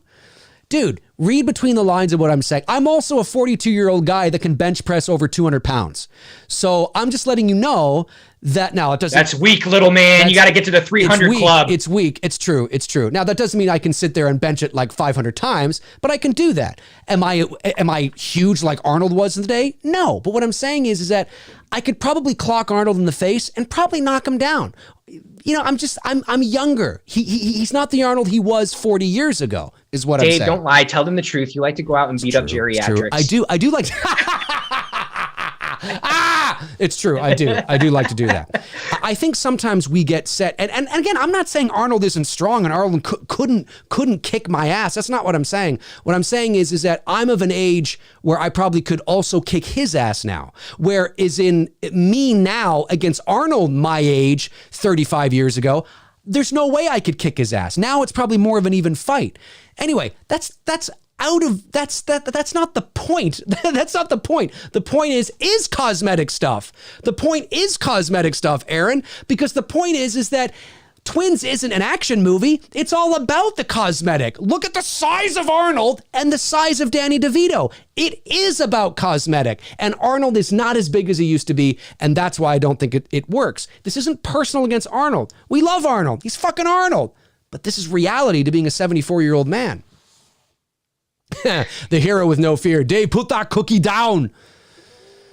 Yeah, I mean, Frank, you're right. We all could not be here in 10 years. But you know what I'm saying? If health reasons why nothing takes us out, within the next decade, if everything's fine, Dave and I should still be here by our early 50s, hopefully. I do my best to take care of myself. And hopefully most of you are still going to be here as well, too, in the chat room. I'm saying, now you're going to be looking at Arnold and about hitting his mid 80s. Same thing with Stallone and same thing with Harrison Ford and whatnot. These guys are going to be at a point where Clint Eastwood won't be around. That's for damn sure. Because that dude's like 90 now? Yeah, 90 something. I mean, it's true. Yeah, you know what I mean? So a lot of these guys, these action heroes that we grew up with as kids, man. I mean, Stallone takes care of himself. I give Stallone a fighting chance to live well into his 90s because Stallone has been able to keep. Yeah, he keeps up that regiment, and he's been that way, very disciplined all his life, So other than just the, typical interior joints aching and stuff like that I deal with now that I'm in my 40s, that you have to adjust to with your working out and whatnot. But, Arnold has some things going against him. He does love to smoke his cigars, I think a little bit more so than Sly. Yeah, I know Sly right. does. I know Sly likes to do his cigars too, but I think Sly's more of like a once in a while type dude, where Arnold's like fucking 3 stogies a day type dude. It's true. And that's the kind of shit that in which is crazy, because I'm like, dude, you just had heart surgery, yet you're still pounding down 3 cigars a day. Like, what the fuck? I know. Bro? I don't know why he does. Well, he's Arnold. I mean, and look, you get to 74 and it's like, well, I'm just going to do what I'm going to do. Yeah. You know what I mean? Michael Myers says 200 pounds. Dave has a Napoleonic complex. I don't actually. I'm not a tall guy. No, but I actually most people should be able to bench 225. Well, I think what people don't understand about me is I've actually been, and this is true. Like, I'm speaking totally honest with you. I'm not a big guy. I'm 5'8", about 165 pounds, but huge. I'm a huge guy. No, but I actually have been working out with weight since I was 16 years old. And so I built up, you can actually be not a very big guy, like in terms of stature, but you can lift a lot of weight. And I'm not saying I can bench 200 pounds, 30 reps. I'm not saying that, but I can lift 200 pounds and I can bench that, and I can come down and go up and come down and go up. I don't know how many times, maybe 5 and times. To do like a proper physical fitness, most people should be able to do that. Right. You know what I mean? And the thing is too, is that's strength training. That's not the reality. Right? But that's strength training, as you know, Tony. I mean, you've been doing a lot of this. You've been posting this on your Instagram. I've been doing this since I was 16. So, and in high school I was ripped. I don't mean like huge, but I mean, I was in really good shape. And what happens is that you build up that strength, and you can actually, some guys I see at the gym, I am fucking floored at the fucking weight they can lift. And I'm but they're pushing like 1 rep. Dude, I'm sitting there, I'm like, you're smaller than me. What the fuck are you doing? I'm there and I'm like, holy shit. And they're like sitting there, and I'm, I mean, yes, obviously the more weight the more mass you have, the more likely it is that you'll be able to lift more. But there are big guys. There are That's not true. I was just going to say. That's not true. There's guys at my gym who've got serious mass on them, and they can't do 315 8 times like I can. That's my max right now is 315. I was just 8 clean reps, and they can't do it. Yeah, I was just going to say that a lot of people, clean, by the way, is doing it on my own before then I have someone spot me. That's right. To get me to 10 on the last. There's a lot of people that actually, you're right. I was just going to say that have mass that can't. Strength training is very different. You can be a regular sized guy, me, I'm 5'8", 165. And I don't look like I could lift a fucking suitcase, maybe to you guys who don't know me, right? 5'10" and I'm 175, so I'm 10 pounds more than you. But because I've got that 2 inches, it's proportionately, I look like a lean, thin guy, but I can push a lot of weight, whether I'm squatting, deadlifting, or benching. It's also because you're doing it. It's not like I've been doing this for a long time. I work out, I lift weights and things like that. So I'm not training to be Mr. Olympia, but I always like to keep my strength up. And that's what it's really about, right? Is that keeping your strength up. So, it's funny. It's just, well, no, it is funny. Cause this one person like DM'd me the other day, was like, I can deadlift more than you. And they did like, I don't know, it was like 500 or 400 or whatever it was, but they're doing it on 1 rep. And I'm like, well, okay, I'm doing 350. I'm doing 8 to 10 reps on my own with a 1-minute break, 5 sets. Okay. Yeah. After doing about 400 pounds squatting 8 to 10 reps, again, with about a 1 minute to a 90-second break for 5 reps. I've watched your videos. It's fantastic. That's my leg day. I start off with 5 sets of squats. I usually max out around like that 400 mark. And I'm, like I said, I'm doing 10 reps and about a minute to a 90-second break in between those sets. And then I go into my deadlift. Yep. Same thing. I'm doing 8 to 10 reps at that weight, but with only about a minute or so break in between the twos. And let me tell you, if you go from squat into deadlift, by the time you're done doing 10 sets total of those 2 exercises, you're fucking shot, and I'm shot. Yeah. Well, and the thing is that, and I've been, I saw Somebody here say, I'm not gonna. What was it? I'm not gonna fight anybody who can run Colin, it was your girlfriend who DM'd me. Colin, yeah, it was his girlfriend. She was like bragging, like I can deadlift. I'm like, well, yeah, if you're gonna do a 1 rep, if I wanted to do a 1 rep max, I could probably do 500 to 600 pounds, 1 rep, and then put it down. You know what I mean? And then take a 5-minute break. Yeah. But when you're doing it as like a cardio type strength lifting and doing it heavyweight, dude, you're done. Trust me. Yeah, and it's fun. I think what people need to do, and I think the people that really have, because I have nothing to prove, right? I think the people that have the complexes are those that don't understand that, holy shit, you actually can gain a lot of strength by being consistent and working. I've been jogging since I was 16 years old. I have a resting heart rate of nearly 47 beats a minute. I can run a mile in probably not 5 minutes, as somebody said there, but I can run a mile probably in about maybe 6.5 minutes. That's nothing. I can run a mile in 3 minutes. No. I can run a mile. I don't know what my mile is. I can run a mile in probably about 6.5 minutes, maybe pushing 7. That's a good mile. Yeah, it's a good mile. I've been doing it since 1995, like since I was 16 years old. And people know, like, it's funny how people associate, they see you on a stream, or they get a sort of a sense of you, right? And the kind of person you are. But when I'm not on here, guys, I do work out. I work out about 3 or 4 days a week. And because gotta punch that up, Dave. Got to get you that 5 to 6. I do, but I do not claim to be Arnold Schwarzenegger. I just mean that it's all about strength training for me, and making sure that I can keep my strength up. Now, by the way, the 200 pounds that I talked about earlier is not part of my regular. That's something that I pushed myself to do, and I was like, wow, I can actually do that. And then I had to have a spotter, obviously, because it was tough, but I was able to do it. I was very proud of myself. I was like, holy shit, I was able to do that. And it's amazing. All I ask is, say to people out there, start working out, start a regimen, eat well, and you'll find like, shit, I can lift quite a bit. It's amazing what your body. I mean, Tony, I've seen the fucking shit that you post online. You're not that much bigger than me, and you're fucking deadlifting. Well, what are you deadlifting? Right now, I'm a little over 400, 8 reps clean, with about a minute to 90-second break, and I do a total of 5 sets. And then I do a warm up too. I do like two warm up sets before I go to my 5 max. So I'm doing a total of 7 sets, and I do the same thing with squatting. I do about 7 to 8 reps, but I have like a couple 100 pounds, 200 pounds. I just throw on there real quick, and like just to get my body and my heart rate warmed up. I think Sackhead is Devontae. Oh, but yeah, no, I mean, yeah. So, I mean, before I actually get into because I always do that, even with the bench, I always do like, throw on like 185 just to. Dude, I know we're talking about working out, but you can't watch an Arnold movie and not talk about. No, I know. I'm telling you, I want to go fucking. We're getting fired up. It's the testosterone. It's well, and a lot of my workout regimen is inspired by what Arnold was doing back in the day when he was, working out for the Mr. Olympia and whatnot.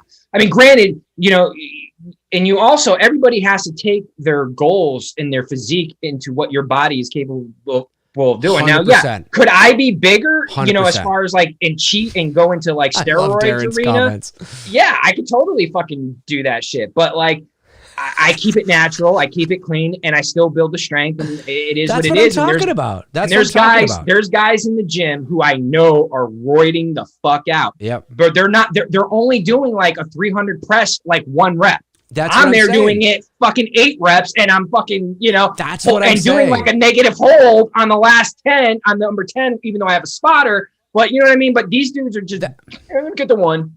That's what I'm saying. Michael Myers says, Dave, you said you could beat the shit out of Arnold. And this is where the lack of nuance comes in again, right? I don't think he was being serious. It's a figure of speech. It's a figure of speech saying that you look at Arnold now and you look at Arnold then. And twins, it is about cosmetic. And Arnold, guys, I hate to break it to you, but your hero Arnold Schwarzenegger is not as big as he used to be. He's 74 years old. I hope I look as good at 74 as Arnold does. Sex scene. But look at Arnold. I hate to say it, man. It sucks to see our heroes because we see them in such a certain way. We see them in such a certain light. We want to remember them in this way. Arnold's an old man, and I'm just saying that the movie Twins, which is what this was all about here, the reason why we started talking about this is the reason why Twins is so funny is because Arnold is so cosmetic. big. Right. Arnold is so big and ripped and chiseled, and Danny DeVito is so short, pudgy, and small. And right now, I mean, it's not as funny as it was 40 years ago. And that's why I don't think it's going to work. Like, you'd have to get The Rock, you know what I mean? Somebody who's currently jacked. So the contrast works. So it's funny. I mean, you could do Twins with, like, The Rock and what's his face? Kevin Hart or whatever. That's a funny kind of thing, although they've worked together before and it wouldn't really make sense. That would be funny, though. If they wanted to reboot and do a Twins, The Rock and Kevin Hart, yeah, I'd buy that. That'd be funny. Darren, I know. We've been talking about this a lot, but we get fired up. All I ask is for people who've never worked out, who maybe are having trouble believing what Tony and I are saying. Like, hang on a sec, guys. Like, you guys aren't very big. Yeah, right. You can bench that. Start working out, man. Ask any personal trainer and they will tell you, listen, there are guys that come through here who've been working out for a long time, who've built up that resistance and built up that strength and can bench a lot more than you think they could. And there are guys that come in here that are fucking jacked that couldn't bench something with their, it really depends. It really does depend. I see guys in the gym all the time that I'm like, that bench way more than me and that are smaller than me. You know what I mean? And I mean like smaller than me. And it's like, holy fuck, man. There's a lot goes into it. I don't claim to be Arnold Schwarzenegger. I'm just saying that over the years, I've learned that. I learned that from a personal trainer. I learned that. Well, and that's why I also cover my ass and I do post my Instagram stories so they know I'm not full of shit. I'm like, yeah, I see it. I got that shit documented. I got a home gym here now. I should start doing that. I should start showing people. Maybe that'll shut them up. But that's not that wasn't the point of the discussion. The point of discussion was to say that Arnold, I could kick the crap out of Arnold now. I'm saying that as a figure of speech to say that, hey, you're not being literal. He's not, you know what I mean? He's not as big as he used to be, and I think there are a lot of guys out there that could probably kick the crap out of Arnold right now. I think we forget that he's an old guy. He's an old guy. Oh. Brooke, you finally watched They Live with Rowdy Piper. Good movie. Hope you enjoyed it. We were talking about that on Instagram one night, and I told her it's a good film. Hope you enjoyed it. I like They Live. It's always a good, fun film to throw on. We'll do that for sure one night on here. It's true. Yeah, They Live will be good. They're about to get it on. They are. They're about to have big raging 80s sex. Raging 80s sex. This is where John Connor is conceived. This is where John Connor is conceived, ladies and gentlemen. John Connor. I love the comments that Frank and Darren have been saying, by the way. Frank and Darren have such witty senses of humor. I love Tony and I, got on this workout tangent and I just love the comments that Frank and Darren, like, next week on Two Dudes, Pain and Gain. That's actually a good movie. I'm not gonna lie, I like that. That's with Mark Wahlberg, The Rock. I know. And who's the other one in there? There's another dude in that movie. I can't remember. The Rock and Mark Wahlberg. Yeah, I know, but isn't there someone else in there? Oh, too? yeah, there's a third guy. Yeah, I forget his name though. Fuck, I can't remember his name. Well, Mark Wahlberg's another person that I've looked up to when it comes to fitness and health and his workout regimens and training routines and stuff like that. Because I'm like you. I've been training since I was a kid. So the hero with no fear says Danny DeVito would be the real challenge, Dave. Yeah, that's for sure. You, as Dr. Loomis would say, you may be right. You may be right. Anthony Mackie. Thank you, guys. Anthony Mackie. I knew there was a third one in there. Right. That's what it was. Oh, look at this. We're having an emo moment here between Reese and Sarah Connor here. I'm just going to touch your back.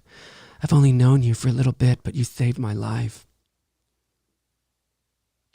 Actually, my pythons have been measured at 14 and a half inches. Thank you very much, though. Not 12. Nice. We did a measurement here recently. It's 14 and a half. Nice. In high school, I got my pythons to 15 inches.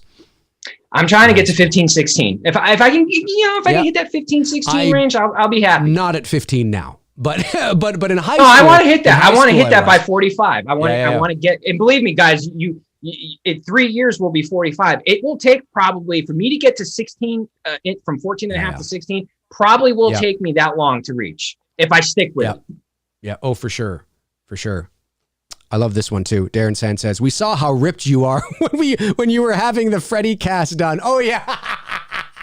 I know. I'm sitting there. I have this tank top on that's squeezing my I look like I have these man boobs that are coming out because I have this tight tank top, because Cecil had told me, you know, you're going to get a lot of goo and shit all over your face. You might want to wear something. And at first we were thinking of like a garbage bag to put over me so the drip shit doesn't go on me. And then, so I bought these like tank tops or whatever, like, you know, wife beater kind of shit. And I put that on me, but we can't say that anymore. Oh, that's true. You can't say it. Wife. Oh, here they go. Well, I had a wife lover on, and so we cut it. We cut it around me, and I'm sitting there, but it was so tight that like it's squeezing like this, and I'm watching the video afterwards. I'm like, holy shit! It looks like I got man boobs. It was good. It was funny. It was funny. Yeah, not my best moment for sure. That is true. I will say, back in the day, Linda Hamilton, she was that's right. Never buy fine piece of ass. The tank, because they were like, I don't know what it was. It was Fruit of the Loom, or I don't. If I bought a size too, I must have bought a size too small. Is what it was. See, he's cupping her boobs. He's cupping her. He's boobs. cupping it. That's not good. That's not good. We're gonna hide it. That's not good. That's not good. Oh wait. Oh, looks like she's got a little something. Oh, you see a little side boobage. There it is. A little bit. You see, but now he's cupping it again. There it is. There it is. There it is. The MPAA was like, listen, you got too much boobs in here. You got to reshoot that sex scene. I think that's what it is. I think that's what it is. Karen's like, can you hold her boobs? That's true. Skate Tune says Arnold is no 80s. Scott Steiner. Scott Steiner. Oh, you mean Scott Steiner from WWF? He was bigger than Scott Steiner. Arnold at his peak, in Mr. like Olympia. Mr. Olympia was days. Fucking huge. It was the perfect physique body for a body. Yeah, because he's not veiny. He was amazing. You know what I mean, even though he's juicing. Yeah, he totally was. Totally was. But he's not veiny. You know what I mean? He looks great. Like if I could have that physique and just walk around like that all day long, I'd be happy. Yeah, for sure. For sure. Even his natural physique in Commando and T2, because that was more him natural. Yes. Where he's more lean. I would sign up for that any day of the week. But you just got to be happy with what you're given, and you know what I mean? Like if I wanted to go to like 20-inch biceps, you know how goofy that would look on me? It would look ridiculous. It would look silly. It would look silly. I would look very silly because I don't have a physique like that. No, exactly. And I think working out, look, I think working out is great. And, you know, years ago when I was in high school, I worked out for aesthetic reasons. You know, I was, cause you know, we're young, right? We're young boys, we're teenagers. We want to look good for the girls and things like that. And in high school, I was like 148 pounds or whatever I was, 150 pounds. And, you know, and so, you know, you do abs for like a week and you have like a fucking 136 pack, you know, and obviously I'm exaggerating. I don't think you can have 136 pack. Dave's bragging. He says he's got 136 pack. Yeah, I know. People are going to take it literally again. It's amazing that people don't, you know, but in high school you were like, we all did it for that, right? You're young kids, man. That's why you could get it a lot easier then. Exactly. Now it's like you got to fuck. Exactly. I do like abs like once a week. I'm like, you know what? I'm not even going to bother. I'm too old for this shit. 100%. And then and then as I got older, of course, in my 20s, I was still kind of doing it for that. And then as I hit my 30s to mid 30s, obviously life happens, gets in the way. You're not working out as much, things like that. And then I recently, in the last 4 or 5 years, I got back into it again after a couple years off, and I'm no longer like, I'm 40. I don't need to, I'm happily taken. You know, I just want to do it because I'm in my 40s now, and I want to maintain a certain level of fitness and strength. And there's a lot of strong, I know, like I said, I know a lot of strong guys, man, at the gym that could kick my ass that are like fucking 150 pounds. It's like, holy shit, they're so strong.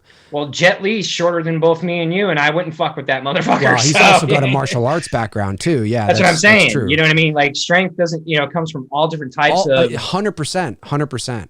You know, and that's why I said that. Like when I said I could bench 200 pounds, I meant it as a sign of the strength. Not that I can. That doesn't mean I can go and kick a bodybuilder's ass. It just shows you what you can. That size can be deceiving sometimes, because I see it. Anybody who works out, I don't know if anybody who works out here in the chat, but anybody who does, you know what I'm talking about. You see guys, you're like, holy fuck, and women too.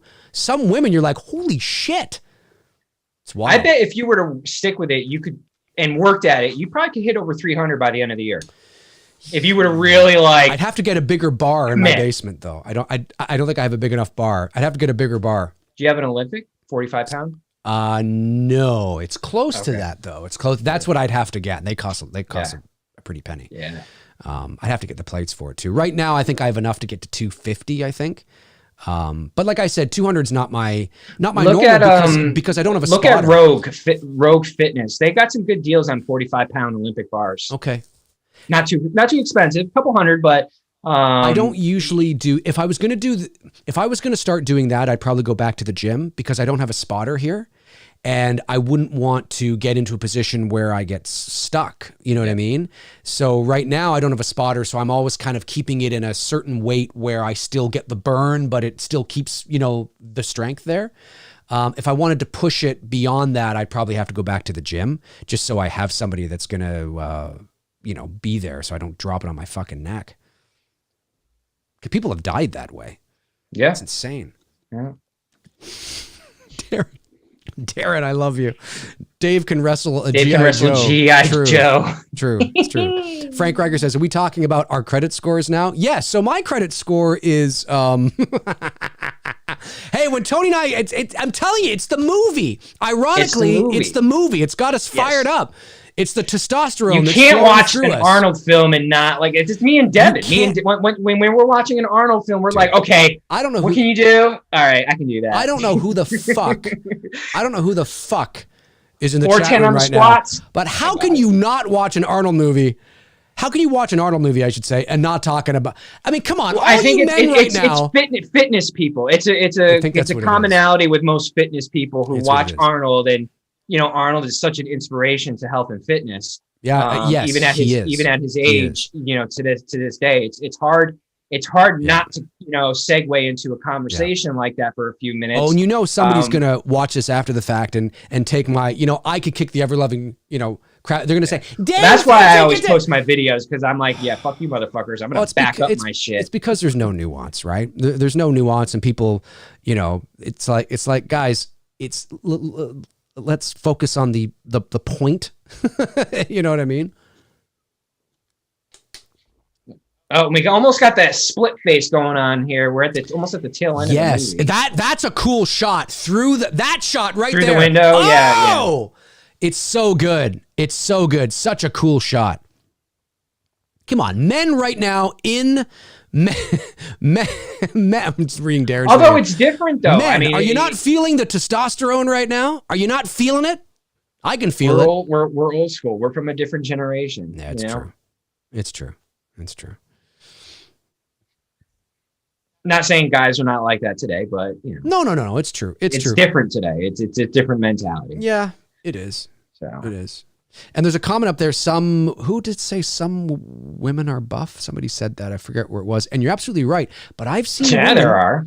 There are. But I've seen, again, same with now women. It's a bit different because women don't have the makeup that men do, so they don't have the natural, you know, the strength that men do. But I've seen some women at the gym. Linda Hamilton, prime example. T2 looked phenomenal. Yeah, but I've seen some women who you know, working out at the gym who come in and I'm like, they're not gonna, you know, and then you're like, holy shit, she can bench like 100 pounds. It's like, holy fuck, you don't look like you could bench 100 pounds. It's amazing. It really is amazing. It really is. I ask any, just start working out and building that strength and you'll be stunned how much you can lift. You'll be stunned. But it takes consistency. Like, you have to be consistent at it. You can't just do it for like a couple of weeks and then stop. Like, you got to actually make it part of your routine, part of your life, you know, and then you build up to it. It's wild. And never work out when you're sick, because I've tried to do that and the strength just isn't there. Oh, no, it's brutal. Because you want to get the endorphins going and you want to feel good, but fuck, your strength just isn't there.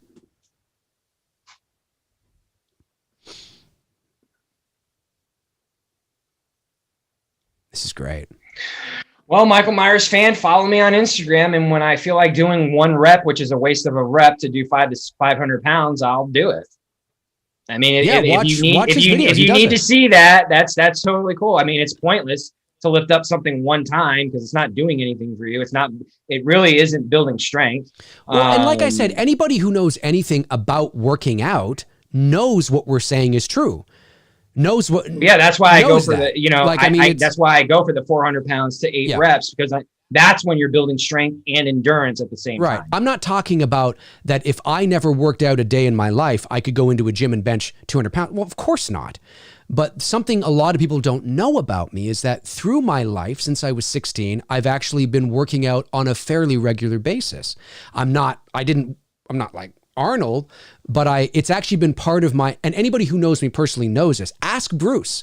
The next time Bruce is on this channel, you ask him how much working out and weights and jogging have been part of my life, and he'll tell you, because he knows. I've known him since we were 12. So it's just, there's some things people don't know about you, and that's one thing that I actually have been pretty consistent on in my life. And strength training is really good, especially the older you get. Anybody who's over 40, I recommend it. You'll thank me. Well, Michael Myers fan, don't play stupid, dude. You just wrote the comment here. You said, Tony, I'd love to see you deadlift 500 to 600 pound one time, like you said, video it. Oh, so Tony, if you need that video for me to do one stupid rep, which is a pointless fucking rep for me in my workout day, I'll do it. I mean, we'll play it on next week's show. We'll play it on next week's show too. I know. Well, people, I don't know who Michael Myers fan is. He's in here a lot, obviously. This is all, we're all having a good time here. Nobody needs to get upset. But Michael Myers fan, I don't know who you are or how old you are or if you've ever worked out in your life or whatnot, but it's true. It's amazing what you can lift when you build up to it. You have to build up to it. You have to build. And it's like I'm doing it one time. It's like I don't even know what I'm accomplishing. Right. You know what I mean? But there's always a threshold. Like it's not like I'm ever going to be able to bench 1,000 pounds. I mean, neither would I. Of course, there's always a threshold that you peak and that you plateau at. No matter how much you try to adjust, you're just not going to be able to do it. But it's not that uncommon for guys our size to bench 200 pounds, to deadlift 500 pounds. I can't deadlift 500 pounds because that's not the area where I've been concentrating on. So Tony could definitely kick my ass in that area. But low reps, Michael Myers fan, is not hardly pointless. It is pointless because if you're sitting there saying you can do one rep of 500 pounds, meanwhile, I'm a dude who can do. It's a great show. I can do 5 sets of 10 reps, of 8 to 10 reps of 400 pounds with a 1 minute break in between. I'm just laughing at Frank again. Just try doing that and see what your heart rate's going to do. Your heart rate's going to be blowing up through your fucking chest if you're not someone who's conditioned to be able to do that. So if I'm throwing down with someone who can only deadlift 500 pounds one time, I like my odds because of the condition that my body's in to last a little bit longer in a fight, that I'm not going to be winded. That's it. That's the difference. 100%. 100%. I just think it's funny being Frank's comment. Tonight's Two Dudes has been brought to you by whey protein and GNC and steroids. Tonight's Two Dudes has been brought to you by steroids. Totally didn't even bring up the fact of the amazing stop motion animation with the T800 here that they did at the end. Good, dude. We got totally off rep. It's okay, off rep, but it's so good. Topic. It's so good. Half of this episode has been about talking about working out. It's what happens. We get fired up. We're men. Yep. And low rep, by the way, that's a good point. Aaron Click. Yeah, low rep is different than one rep. Low rep is like 5 to 6. That's a low rep. You know what I mean? One rep does like, okay, you did it once. All right, whatever. You're not doing anything. You're not building strength and you're not building endurance. Right. You know what I mean? Yep. Totally. I totally know what you mean. Okay, I'll do it just for you. Well, who is the Michael Myers fan? Does he follow you on? Probably doesn't even follow me on Instagram, because if he did follow me on Instagram, then he would already fucking know. Just saying, because I post that shit all the time. No, but just follow Tony on Instagram, and he'll show you. He posts his literally all the fucking time. Yeah, all the time. I see it. It's inspiring. Actually, there are times where I'm like, oh, I don't want to work out, and then I see your video, and I'm like, I'm gonna go work out. That's good though. I have people who message me who message me the same thing, and like, dude, there's days where I don't want to lift, and then you post a video like, oh fuck, 100%. Well, I started to get back into it, like I said, a couple of weeks ago after I had a bit of a shoulder injury, and so I was working out before the movie, before we shot It's Me Billy, and then I had to take some time off afterwards. Over Christmas, over New Year's, wanted to heal the shoulder. Actually, it was this shoulder. Wanted to heal the shoulder. It healed. I went back to doing the weights here because I have a little home gym, not a massive home gym, but I got, the basics of, what you need to do, the bench and the back and everything. I can do all that, and arms stuff. And I started doing it. And then like I said, I started to feel under the weather, and I was like, fuck. So now I have to kind of start over again, but that's okay though. That's all right. That's okay. Yeah, I know. There's going to be a lot of comments in this video. Dave, how we got sidetracked for like the last hour of the movie. How we're supposed to be watching Terminator. Hey, at least we're still talking about manly things. Exactly. Manly. Let's talk about Terminator. This is great. The stop motion animation in this scene here is fantastic. This is an awesome ending. This is an awesome ending. This is great. This is great. But you're right. The comments are going to be all, you guys start, and then you get people going, I don't believe Dave can lift 200 pounds. I don't believe Tony can lift this and whatever and do that and that kind of stuff. And that's fine. You don't have to believe it. I'm not professing I'm a bodybuilding expert. I just meant that I can remember that I can do that. But to be clear though, so people know, that's not my regular. It's not like I go in and I start benching 200. That's just what I was able to get to. And that was a while ago, and I had to stop obviously because of my injury.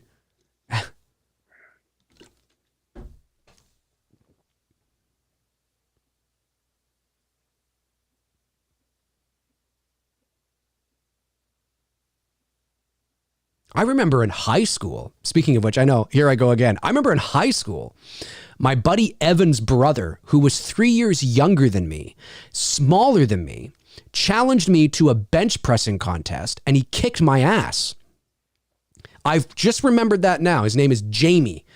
My friend's name is Evan. His younger brother's name is Jamie. And I remember that. And I remember thinking, what the fuck? It's because he was working out like a phenom in the basement. And he was smaller than me.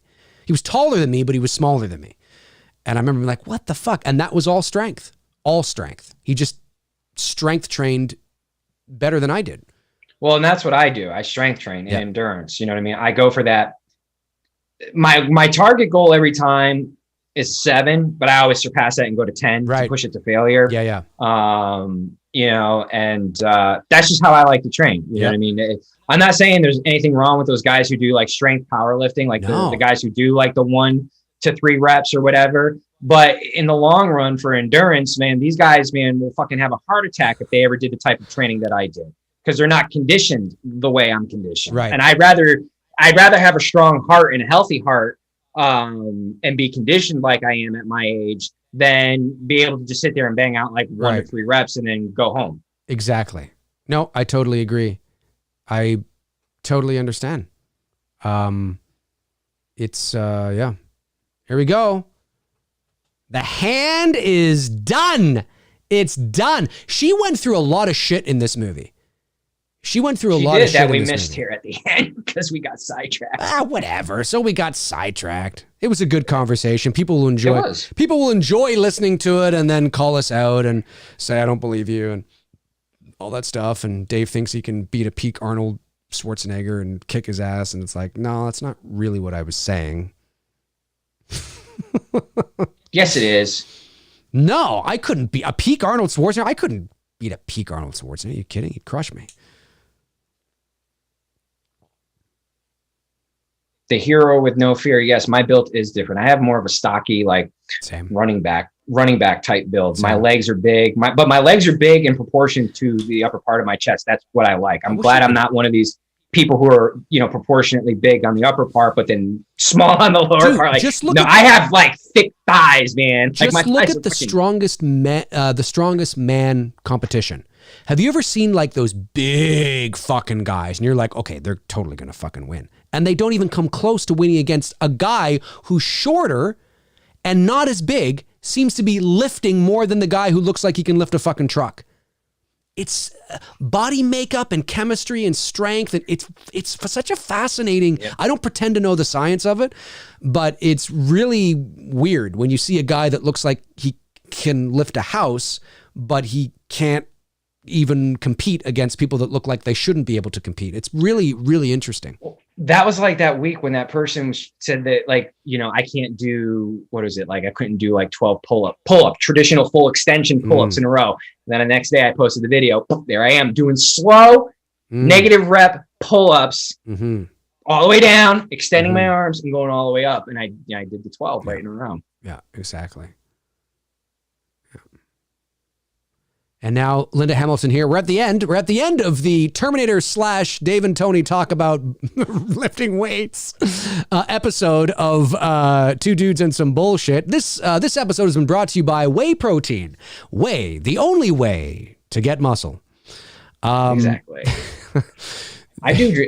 That's the only protein I take in. Well, besides like my foods that have protein in it, I drink whey protein and then I have my amino acids. Yep. That's it. Yep. This kid is like, this is just good. Whipping out that Spanish. He is. He's whipping. I've seen that kid before. Hasn't that kid been in some other movie too? I'm positive I've seen that kid before. Yeah, he looks familiar. Does he look familiar? I could have sworn I've seen that kid before. And I think I've seen him in an 80s movie too. Yeah. Linda Hamilton not looking too happy in that Polaroid. You may be right. And that's the Polaroid isn't that Polaroid seen again in T2? I think so. Or no? I think so. I haven't seen T2 in a minute, but yeah. I think so. Isn't it? I can't remember now. And I love the map painting that we're going to see here in a second as she's driving off down the road. This is fucking great. I love this. Oh, the map painting. Yeah. Cameron was good at that. I love He was really good at those types of... That's a great map painting. I love it. Yeah. What a great map painting. Production manager and post-production supervisor, Donna Smith. So great. It's such an underrated... This movie is so underrated. Yeah, and there's the acknowledgement to the works of Harlan Elson. So the guy that obviously wrote, as we were talking about at the beginning of the show, wrote the Soldier, that episode of The Outer Limits. Again, thanks to Frank Riker and Darren Sands for bringing that to my attention. It's pretty cool stuff. And this is a movie that no doubt doesn't get it gets a lot of recognition, but I don't think it gets the recognition it deserves because it's often overshadowed by Terminator 2. And it's just, and look, T2 is a classic movie. It's a movie that arguably I think most people, when they watch a Terminator movie, they just pop in T2. They don't even bother watching the first Terminator. They don't even bother getting the context and the build. That's me. I'm like that. I don't watch the first Terminator that much. That's I what watch I'm saying. T2 more. It's kind of a strange sort of thing, that people almost in some sort of ways almost watch Terminator as its own thing. I don't know. It's a very Terminator 2, T2, like they watch it as sort of its own kind of thing. It's very strange. Indeed. I understand why. It's almost like T2 is so good that it does stand on its own. Like you can watch T2 without watching Terminator 1 and be totally fine with it. Like how many people in the chat room right now, do you guys watch... When you go to watch a Terminator movie, do you watch Terminator 1 and 2, or do you traditionally watch just T2? Just T2. Well, Well, I think like Scoots McAvoy says T2 has a rewatchable value. And I think that's what it is. T2 is definitely more rewatchable than the original Terminator. Now, not that the original Terminator is bad. It's a great film. It's iconic. It's classic. Now, but yeah, T1 for T2 for me has the more rewatchable value. Now, tell me why that is for you, Tony. Why do you consider? Well, it's like I had said, it was one of the first big action films that you and I saw in the coming of age of our life as teenagers. Right. You know what I mean? This is 1991, so we're literally in the coming of age category. We're on the brink of becoming teenagers. And it was such a great film to experience in the movie theaters back then with my friends. Yeah. I just remember walking out of there watching T2 like, fuck, this was a good movie, and had fun watching it. One of my favorite movie experiences next to like Home Alone and a couple others. So I think that's why. I think there's that nostalgia. Yeah, I mean, just the effects, they hold up. To this day, they fucking hold up. Oh, the T2 effects look fantastic. Yeah, I mean, like everything Cameron did in that movie, he knocked it out of the park. That's why for me, I can't go past anything past T2 because it devalues the franchise at that point. Because that ending, in like, I mean, I know I joked about it earlier when I said little boys cry at the end of Avengers Endgame when Tony Stark dies. Men cry at the end of Terminator 2 when the T-800's giving Connor the thumbs up. That's a gut punch. You know what I mean? Whether you want to admit it or not, but it's such a fucking great way to end the movie. Yeah. After going through this great adventure with John Connor and Sarah Connor and the Terminator, evading and fighting the T-1000 throughout the whole film. I mean, it's just such a good, fun movie. Now, this is an interesting comment by Frank here. He says, the reason T2 is more watchable to most is because Arnold is an A-lister by then. And the good guy. Maybe because he's also the good guy, Maybe it's because he's the good guy. Maybe people don't like watching T1 as much because it is, in comparison to Terminator 2, more dated. It still holds up. It's fantastic. But when you compare the two, obviously the effects are more dated in Terminator 1. And because maybe we're so used to seeing Arnold as a good guy, that seeing him as the bad guy, and early Arnold not saying much, maybe there's an adverse sort of thing to it. I don't know. I mean, do you think that's I don't know. Yeah, I agree with what I agree with what Frank's saying. He's an A-lister by then. He definitely was an A-lister by then, and he's the good guy as well too. Mm-hmm. For me, I think it's more nostalgia. It was the first Terminator that I saw. I didn't see Terminator before the original Terminator. Before I saw T2 first, and then I went back and watched the Terminator. Mm-hmm. Watching the Terminator it was never really my thing. I wasn't interested in it. Growing up in the 80s, I saw it on the shelves. It was just there, and I never rented it. Right. And when T2 came out, I just remember me and my friends being hyped up to go see it. And then when we saw it, and I remember watching Terminator 2, seeing it, coming out of the theater, all that feeling, and then going to rent Terminator. And I'm like, okay, this was good. It didn't hit me like T2 did. Right. Interesting. I can absolutely intellectualize that. I get it. I can understand it. It's just, I don't know. It's interesting. It's interesting. Yeah. Okay.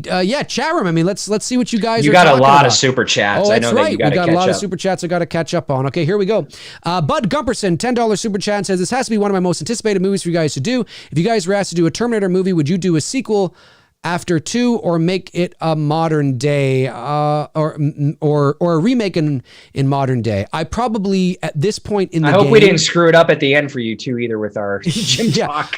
Listen, if people didn't like the fact that we were going off on a tangent talking about that's fine. That's fine. They don't have to like it. They can tune out. That's you're not paying for this, and that's what it is. That's true. And the way I look at it is out of all the times that you and I have been on pace and on track and very organic about what we're talking about, sometimes it's nice to let conversations unfold and they become organic and just organically happen. It organically happens. It's engaging to the chat room. It's engagement into the chat room, right? Somebody said, "Now hang on a sec, Dave. I don't think you could beat the crap out of Arnold." And then I was like, well, hang on. Now, I actually meant this. And it's engagement, right? We're talking with fans. We're talking with viewers were talking about things that people didn't even know about us. I mean, there might be some people that didn't even know that I actually like to work out, right? Maybe there's some people in the chat that like that too. They're like, hey, I didn't know that Dave worked. Hey, that's cool. Dave and Tony like to work out. So do I, or, whatever the case is, right? And look, did we go off on a tangent and talk about it and one thing led to another? Sure. But at the end of the day, folks, this doesn't happen every show. It doesn't happen all the time. It's organic. It's not shoehorned in. It's fun to sometimes have a movie playing in the background and we're talking about the movie, but we're also talking about something else. It's two dudes and some bullshit. And I got to tell you though, my least favorite line to ever hear from a girl is what you just said. One thing led to another and 9 months later. That is the one thing I never ever want to hear in my life. Exactly. But you know what? But I can understand why for some people maybe it's like, I wish they'd get back to talking about the movie. I don't care, and I understand that. I totally understand that. But no, because dude, I'm telling you, like literally, this is when me and Devin and my buddies are hanging out. That is what ends up fucking happening when we turn on an Arnold film. Like the first half of the film, yeah, we're into it, we're talking about it, and the next thing you know, somebody brings up the Mr. Universe reference and we're all going off on our workout regimen. Well, and that's why, I've said to people too, it's like, again, you have to approach what this show is. It's not a director's commentary. It's not an analytical. Sometimes it can be an analytical analysis of what we're watching, but it depends on the depth of the movie. It depends on the depth of the story and the narrative. It's a movie watch party. It's all of us hanging out watching a movie. And like you said, Tony, like you said, there are times where you're hanging out with your buddies and you're talking and you're watching, Arnold and he's ripped and, you turn to your buddy and you're like, so how much do you think he could bench? Do you think he could still bench that night? And you just start talking and one thing leads to another. Exactly. And then you're talking about, well, I did this week and I'm doing this 100%. Week. And this is my routine. It's no different than some of the chat that I see when, let's say we're watching, Terminator or Zodiac or whatever the case is.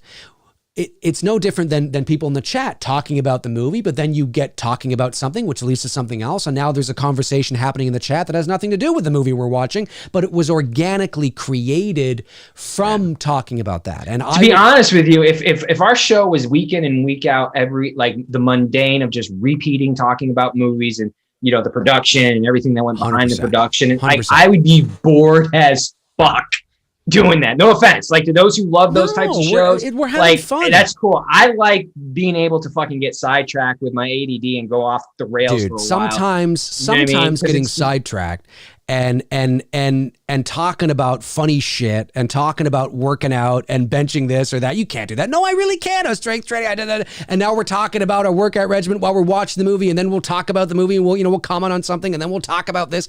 It's fun stuff. It's just supposed to be fun. Let's not take this so seriously, folks. We're just having fun here. If you came to Terminator to listen to a director's commentary, go listen to the director's commentary. Yeah, go. I think Cameron's got one out there. Right. For us, right? This is about us watching a movie, talking about the movie, which we did for the first half of the movie. That's all we were doing.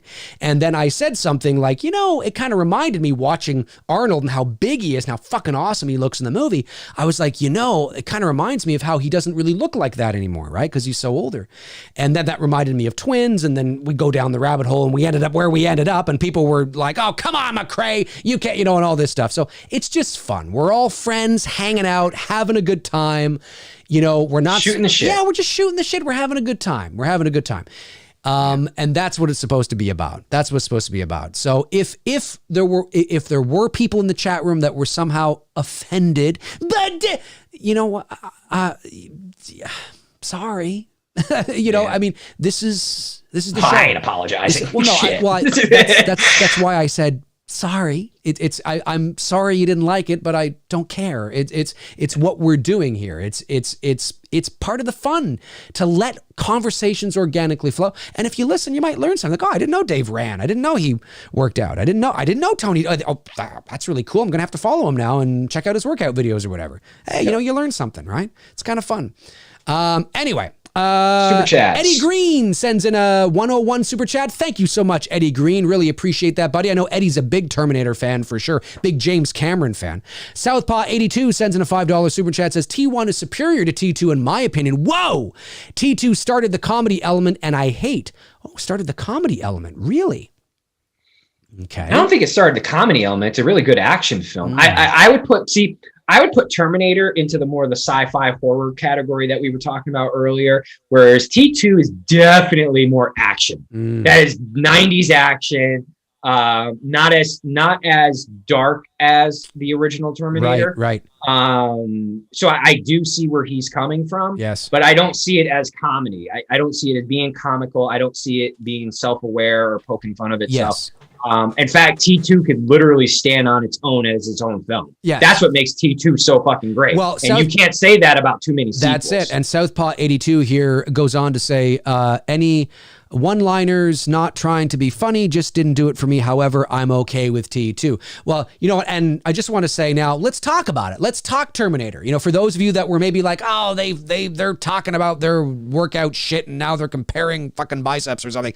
Let's talk about it. Let's talk about Terminator. Now here's a chance for us to talk about it. Let's talk about your favorite Terminator. Get your Terminator questions into us. Let's talk about it. Let's talk about the series. Let's talk about T1. Hey, let's do it. Let's talk about it. Is this the franchise that Christian Bale went off and had his fucking hissy fit? Yes, on the set of Terminator Salvation.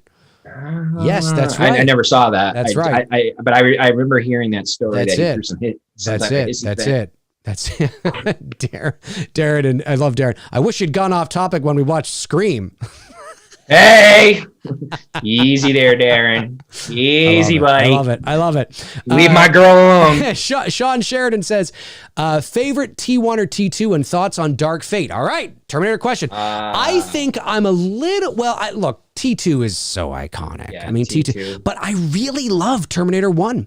I really love Terminator 1. I've come to like it way more than I did when I was a kid. Way more than I did when I was a kid. I definitely appreciate the film more because as you get older, your tastes, get better and it changes, and whatnot. Yeah. So yeah, I do appreciate everything Cameron did in T1, but I still, that T2 film is just, I didn't see Dark Fate, so I can't really say anything about it's that. Amazing. Other than what Dave told me about the fucking beginning of the film. Isn't that the movie? Yes, Dark Fate, yeah.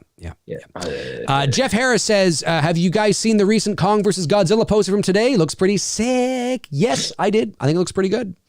Looks pretty good. I did not. I stayed off of Instagram today. I took a kind of a personal kind of fuck off day. I get it. Totally get it. Took a day off. So, all right, I'm staying off this app. So I haven't seen it yet. I'll have to check it out because I'm sure it's on. Yeah, that looks cool. Troy Grubb sends in a $3.99 super chat, says, congratulations, Dave and Tony, on episode 101. Thank you very much, Troy. Appreciate it. John Dez sends in a $10 super chat, says, hey, Dave, love your stuff. Never watch any Star Wars films.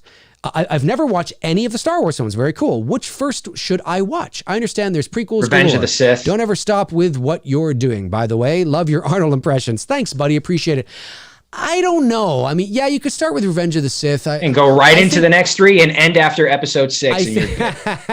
And you are good. I think, well, here's the thing. I think you should watch all of them because I think you should be able to assess how you feel about all of them. But if you want to go in order, then I guess, I don't know. I mean, if you don't care about learning how Darth Vader became Darth Vader, then I would just start with the first Star Wars movie from 1977. A New Hope. Yeah, I would just start there and then go up. If you do care about watching how Darth Vader became Darth Vader, then I would start with The Phantom Menace. Now, you could just start with Revenge of the Sith. Yeah, I was going to say, no, don't put the poor man through that. I mean, to get the context of everything, right? To get the context of everything, you start from the beginning, or you could just watch the original trilogy and just watch it as its own thing. I mean, I don't know. I don't really know. I don't think about that kind of stuff a lot. I'm a very linear storyteller, so I like to watch things A, B, C, D. So I guess that means you would watch The Phantom Menace first, but they didn't make those movies first. So I would probably just recommend watching the first Star Wars movie first. I'm so checked out on that franchise. This whole the Mandalorian thing and all the drama that's surrounding that crap now, and I'm just I am so done with it. Yeah. I don't care about Star Wars anymore. I know. Gone. Blood Red Sky sends in a $5 super chat, says movies that took a risk and were pushed back to 2021 are still being released on VOD and some in theaters. Couldn't they have just been released last year? Well, they could have, but... Well, no, because of the shutdowns. Well, right. But he means on VOD. And yes, they could have, but you see what's happening is that ultimately movies, especially big tentpole films, big blockbuster films, or films that are set up to probably make a fair amount of money, want to be... I think they thought the theaters would be reopened. Well, that's the point I'm making, is that ideally they want to go to the movie theaters because that's where you make the big money right now. That's how the business model is set up. That's where you're going to make your hundreds of millions of dollars. And in 2021, they delayed it in hopes that, well, this thing's got to be done in 2021, right? So that's why they delayed it. They thought, well, hopefully they took a risk, essentially. They didn't know for sure if movie theaters would be back up in and running by this time or by the summer, but they took the risk. They thought instead of just releasing it to VOD, let's delay it, because ultimately our ultimate goal is to release it in movie theaters. That's what they want to do, because that's where you make the big money. So that's why they delayed it. So it's not that they could have, that they knew. They didn't know. They took the risk, right? So that's why. And now it looks like the theaters are not opening up in the ways that they wanted to open up. So, like Kong versus Godzilla is coming out in less than a month here, and I am gonna have to cave and get HBO Max, which I'm like fucking dreading, because I am so tired of like you have to pay for Disney Plus if you want to watch the Disney movies and shit. Then if you want to pay for HBO Max, you have to pay for the fucking Universal one. I'm like, Jesus Christ, I'm paying more than fucking cable. Like, this is like ridiculous. You know what I mean? It's really going to get to a point where I may just wait for like it to become available on iTunes and just fucking buy it on iTunes, because I'm not going to pay for all these fucking individual apps. I mean, I know they're going to try to do this shit. What the movie business side needs to do is they need to collectively stop with this pettiness of, each studio doing their own shit, because people are going to be spending way too much fucking money for this shit on a monthly basis. What they should have is one universal app. All the studios get a little bit of the monthly sales subscription, a little piece of the pie. Okay. And have one app. All their new releases go onto this app that we can watch, and they're on there for a limited time, for when, just like you're releasing it into the movies. I'm saying, if this is the new way now that we're going to experience new releases, by the way, just let me put that in there. And that's how they should approach this. This fact that you're going to need to go to a Universal, because that's what we're going to have to do with Halloween, because Halloween's with Universal. You're going to have to go to HBO to get fucking Kong versus Godzilla, Mortal Kombat, and all these other films. Top Gun's with Universal, is that right? I don't know. Top Gun's Paramount, I think. Paramount. So I don't know where Paramount's going to go. I don't know where they're going to end up. You know what I mean? And then there's another app. You know what I mean? Like, so you're going to have to pay for all these apps. On top of that, like, I've got my Netflix, I got my Hulu, and it's like, dude, I can't be spending like fucking $200 a month on fucking apps. And that's what you're going to ultimately get to. So what they should do collectively, all the studios, create one fucking app. If we're going to not reopen the theaters anymore, which sucks, but if that's where we're going, one app, you all get a certain percentage of the sales, charge us $20 a month. All the new releases go on there. They're in there for a limited time, 3 months, whatever. And then they come out, and then you re-release it to all the your DVDs and your Blu-rays, and then your digital releases as well too. That's what they should be doing. Why no one's thinking of that shit, I don't know. But I just can't imagine all of us wanting to drop like $200 or more a month on like 9 fucking different apps. Right. Yeah. I think it's ironic, everybody canceled their cable because they thought they would be cheaper to go to. Exactly. That was the whole point. And now you have to buy like 10 different services, going to cost you over $100. I mean, the other side of the argument is that, well, the content is better and the quality of the content is better, and at least you're getting good stuff.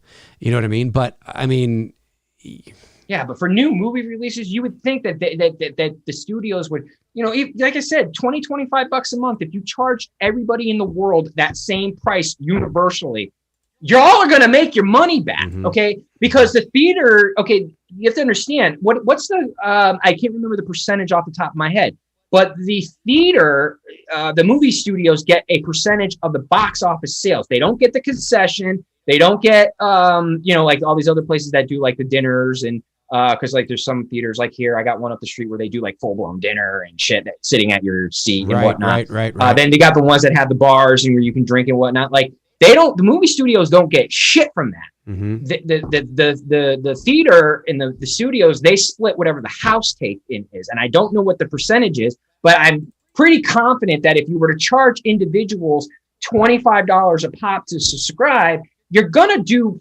fairly decent under this one app, and you're going to get your money back, as you know, with these studios for these studios, I'm going to say. Yep.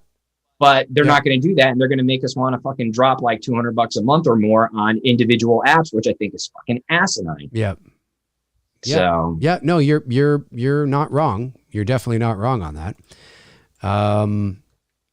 Because now that we're already hearing murmurs of Halloween already going straight to VOD or streaming. Yep. And that's October. Murmurs. So that goes to show you this is supposed to come out in October. That just goes to show you that theaters are not going to be fucking open. If they're already talking that now and we're in February. Yeah, I know. Blood Red Sky says movies that took a risk and were, I already read that. Blood Red Skies follows up with, since most theaters might be closed this year too. Oh, I guess you're just in the same thing. What if Steven Seagal flicked your ear real hard? What if Steven Seagal flicked my ear real hard? I don't know. I'd probably punch him in the face. Jim Dorsey says, oh yeah, I probably would. I'd probably punch him in the face.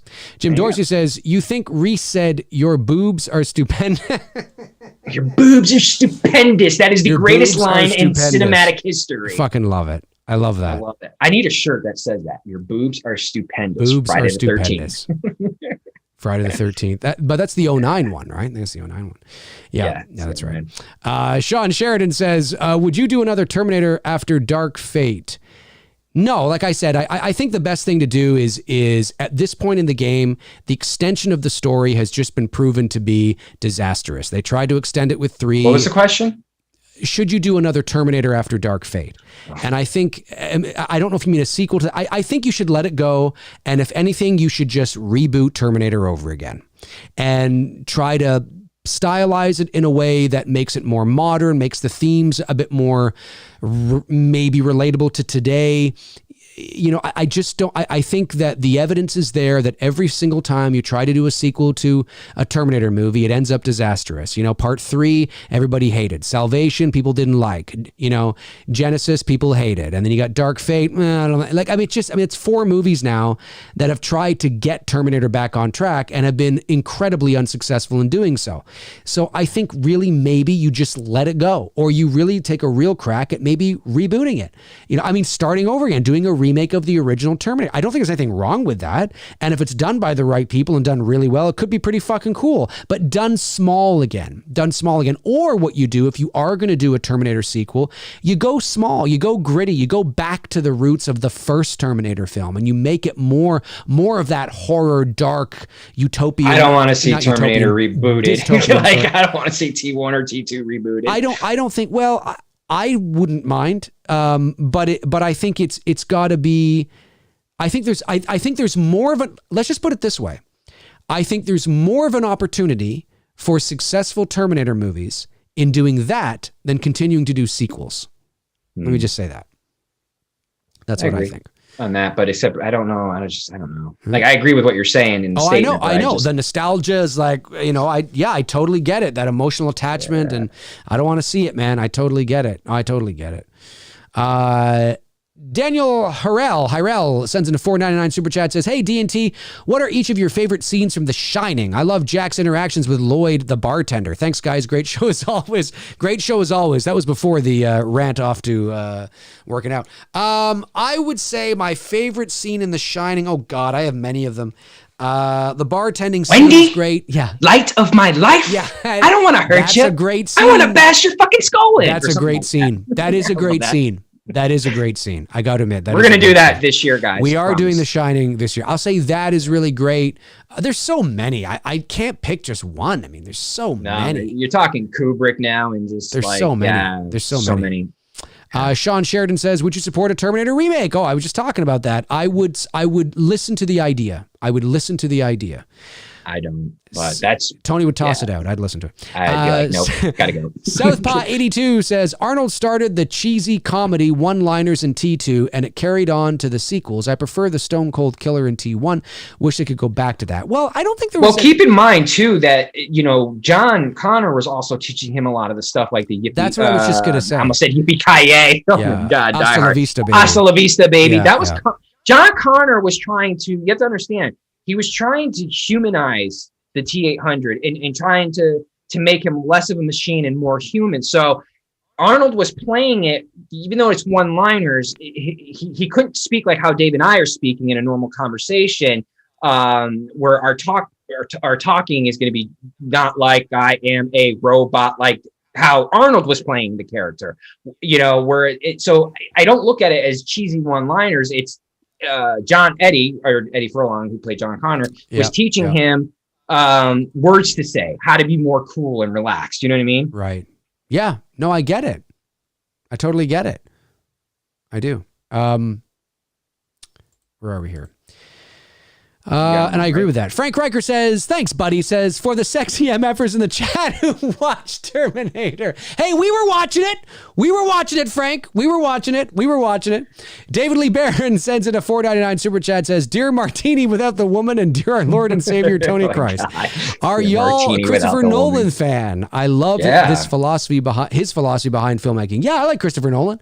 Yeah, absolutely. I like him as a filmmaker. I think my favorite film by him would be Interstellar. Yeah, I think I like that one too. Well, I like Interstellar. I think my favorite by Nolan, funny enough, might be one everybody forgets about. You talking about the one with DiCaprio, Inception? No one forgets about that one. It's one that people forget he did and forget about it. Not the Batman series. No. You're gonna have to tell me, dude, because I am drawing a blank. I'll give you a clue. It's got Al Pacino in it.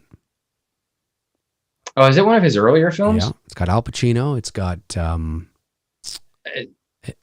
someone said it and I read it. Is it Memento? No, it's not Memento. No. Oh, okay. So it's not Memento. Not Memento. Right, well, what is it's the movie he did after Memento. People forget he did this movie. Insomnia? Insomnia. That's right. Insomnia. I really like Insomnia. I really like that movie. I think it's a cool movie. Yeah, I think when it comes to Nolan films, everyone has their own like. He did. Wait, did he? Oh, yeah, that's right. He did. He did. Prestige is a really good movie. Dude, that's a fucking phenomenal movie. The Prestige is my favorite of his. Then I totally forgot he did The Prestige. Yes, The Prestige is my favorite of his. Too. Yeah, I might have to agree with you on that. Fuck. But see, though, I watch Interstellar a lot, and I do watch The Prestige at least a couple times a year. I can throw that on and just be like, yeah, I'm hooked. Yeah.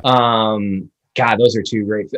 I'll stick with Interstellar and as one, and then 1A would be The Prestige, because The Prestige is a fucking great movie. That's it. It is. I totally forgot that Nolan did that too. The Prestige is a great movie. Movie. I saw that in the theater and I fucking loved it. Sean Sheridan. We got to do The Prestige one night. Yes. Sean Sheridan, definitely got to do that. We're going to do it. Sean Sheridan says, ever seen Shallow Hal with Jack Black? I have. I love that movie.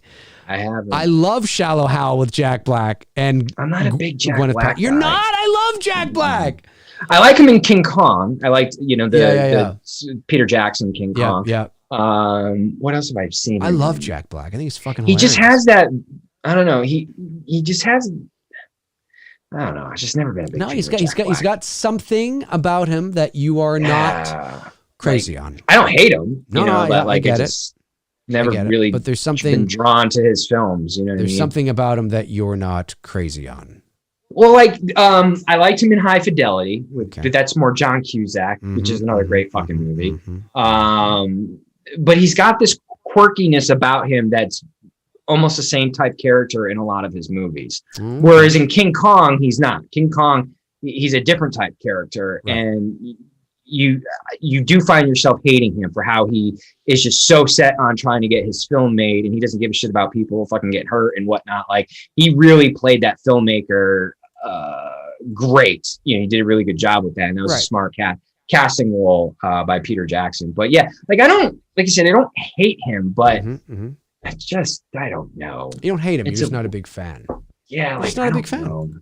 Yeah. You're just not a big fan of Jack Black. I don't think there's anything wrong with I'm that. not feeling the black. You're not feeling. I'm not feeling the black. I didn't mean that the way. Oh my God, I didn't even think of that. Oh, screw people. Oh, here come the white privilege comments. People are gonna twist your words and say, Tony said. That's how I imagine those people. Go send me off to a re-education camp. That's how I imagine those people looking, because they take your words and they spin it the wrong way. That's how I imagine those people looking. It's just funny. Pretty much. That's kind of how it goes. That's kind of how it goes. I'm with you. That's where it goes. That's where it goes. That's where it goes. How long have we been going here? 2 hours, 33 minutes. Wow. Okay, we'll go for a few more minutes. Take it to 10. Yeah, let's take it to 10. We'll take it to 10 o'clock. We'll take it to 10 o'clock, you lucky bastards. Ooh, Mendel Goodman. Can I ask you guys your thoughts about the actress Gina Carano that got fired on the Mandalorian? Feel free to say no. I will tell you this. I've been a fan of Gina Carano since the MMA days, and I will always stand by and support that woman. You know, I watched her thing with Shapiro last night when I was eating dinner after I got back from my hike. I thought that what she had to say and how she's not bowing down. And I don't think anybody should ever bow down or take a knee to people who are bullying you and want you to conform to their thought process and how they want you to think. Whether I agree with Gina Carano on her personal beliefs, that's an entirely different thing. I look at Gina Carano as an individual. She's a person, and she's entitled to have her feelings and say what she wants. And whether I agree or disagree is neither here nor there. And I'm still going to support her. I'm still going to support her content and what she makes and what she does. And I'm glad to see that she's sticking up for herself, and, you know, that she's going to be able to start producing her own shit now with Shapiro and making her own films. And whether, you know, people are getting on this whole thing like she's been downgraded from Disney to fucking Daily Wire. The bottom line is this: if you can fucking make a movie, you're 10 steps ahead of the rest of us. Okay. Like, that's all I'm saying. It doesn't matter who the company is you're doing it for. If you're producing and making your own fucking film, that's all that fucking matters. I don't care who the brand that's above it, you know, or whatever. I think it's kind of dick because Pedro Pascal, who plays the Mandalorian, said something very similar in 2018. I'm not going to go deep into that part of this, but I'm just going to reference it and say that he was able to say it and get away with it, and no one said anything. I think this is one of the 99 reasons why I don't subscribe to Disney Plus. I don't like what they did to the Star Wars franchise and how it's become very political in the recent years. Star Wars is intended to be an adventure story and to be fun, and I don't need politics brought into my entertainment, which doesn't seem to be the case anymore. And the more of that's being pushed on me, the more I'm even getting myself withdrawn from the mainstream Hollywood stuff. And, you know, people ask me like, well, how come you don't watch these movies and stuff? Because I don't want to support that shit. I don't want a political agenda to be thrown into my face. And this is the way I need to think. And this is the way I need to feel. Like, fuck you, man. I'll feel the way I want to fucking feel. And if you don't like it, well, I don't give a fuck. That's your fucking problem, not mine. So, but yeah, no, I will stand by her, support her. And, you know, if you don't like the fact that I do, well, all right, nothing I can fucking do about it. Yes, that's true. Well said. Well said. I am paying attention. I just don't really have anything to add to it. I'm still waiting for you to do a video on it because I really want to know your thoughts. I was like, man, I can't wait for Dave to do a video, and then Dave doesn't give me a video. I felt robbed. You felt robbed. I felt robbed. Oh, I was totally expecting for you to do a video on this. I was like, man, he's gonna do it. I can't wait to hear it. I didn't do a video on it because I just didn't really.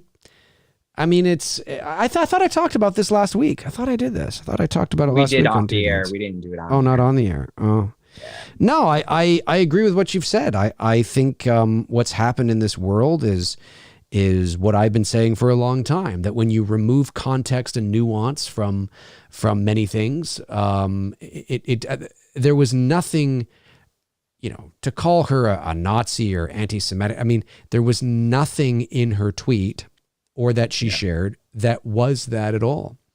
And, you know, it's like there was something that it's like this is, okay, here's an example of what I'm talking about, okay?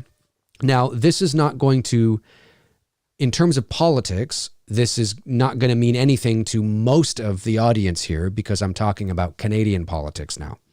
but it's the. Oh, how is my buddy Trudeau doing? No, I'm actually not talking about Trudeau. I'm talking about the provincial politics here in Ontario. And so our premier, which is like your state governor, okay? Governor. Our premier of Ontario is the equivalent of the state governor. And in the provincial, which is like, in like a state, the provincial House of Commons or whatever, where they were debating, our premier, who is the brother of the late Rob Ford, that crazy Toronto mayor from about 10 years or so ago. Our premier is a man by the name of Doug Ford, and he's conservative. The Conservatives are in power in Ontario, and he was facing opposition rebuttal from the official opposition in handling the pandemic and, certain things and this. Oh, yeah. And there we go. Doug Ford, the premier of Ontario. So imagine now it's the governor of the state, right? The premier of Ontario says something as innocuous as he now the leader of the official opposition happens to be a woman. Okay. And Doug Ford says, listening to you is like listening to nails on a chalkboard. That's what he said to the leader of the official opposition. Okay. All right. Right. I mean, worse things have been tossed around in politics.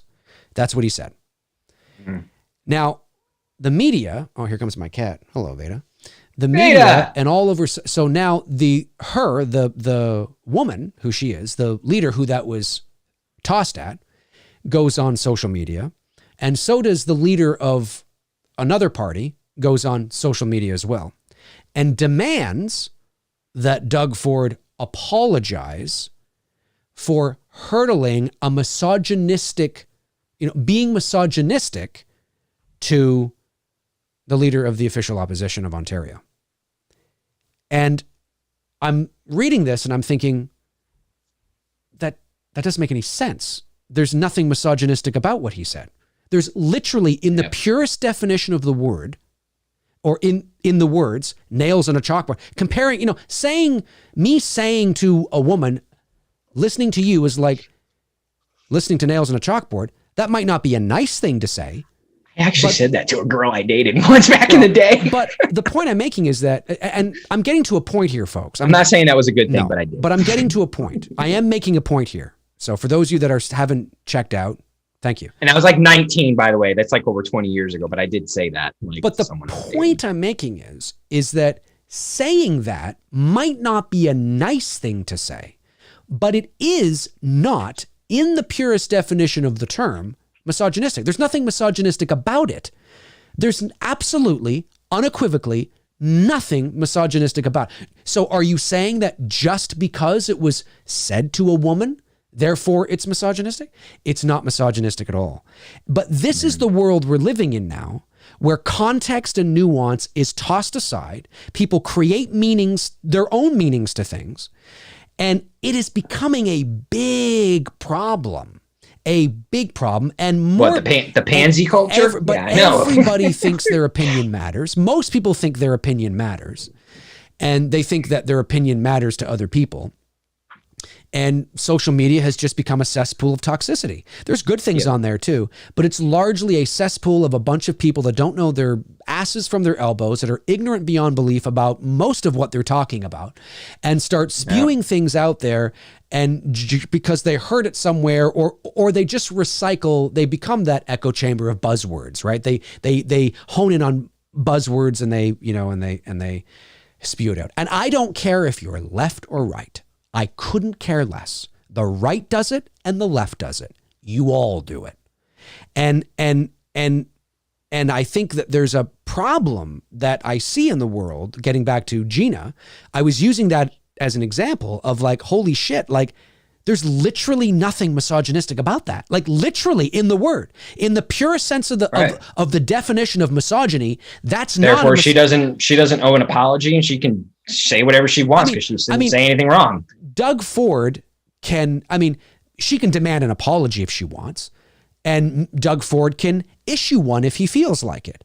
But it's not because he was it's not like he said, listen, lady,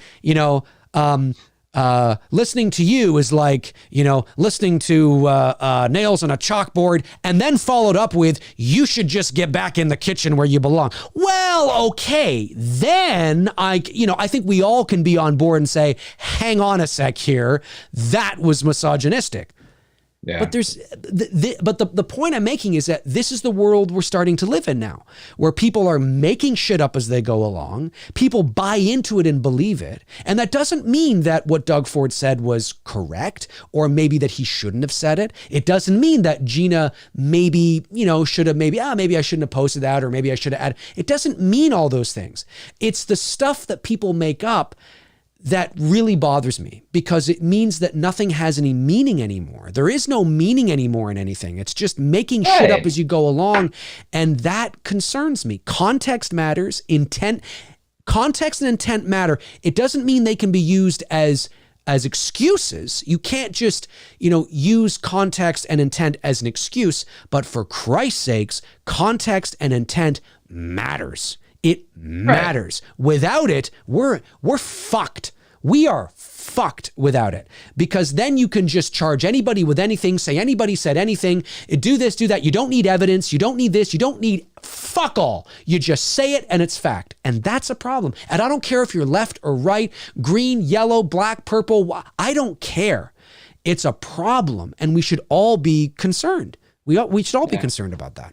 Yeah, because like an inappropriate comment would be, see, I have been crushing on this woman since, her MMA days. This goes back like 10, 15 years ago when she was whooping ass in the ring. And I tell you what, I would jump in the octagon with that woman any day of the week, twice on Sunday, and let that woman put me in a grappling hold any fucking time, because I'm going to be there like, hello.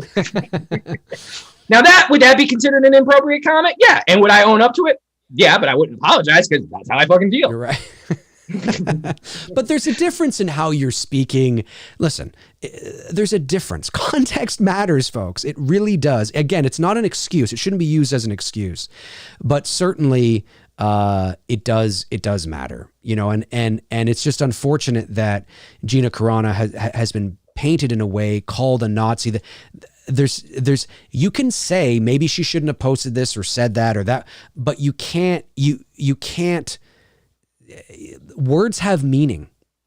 Words have meaning. That's why I never say shit on my Instagram, man. I leave all that shit off.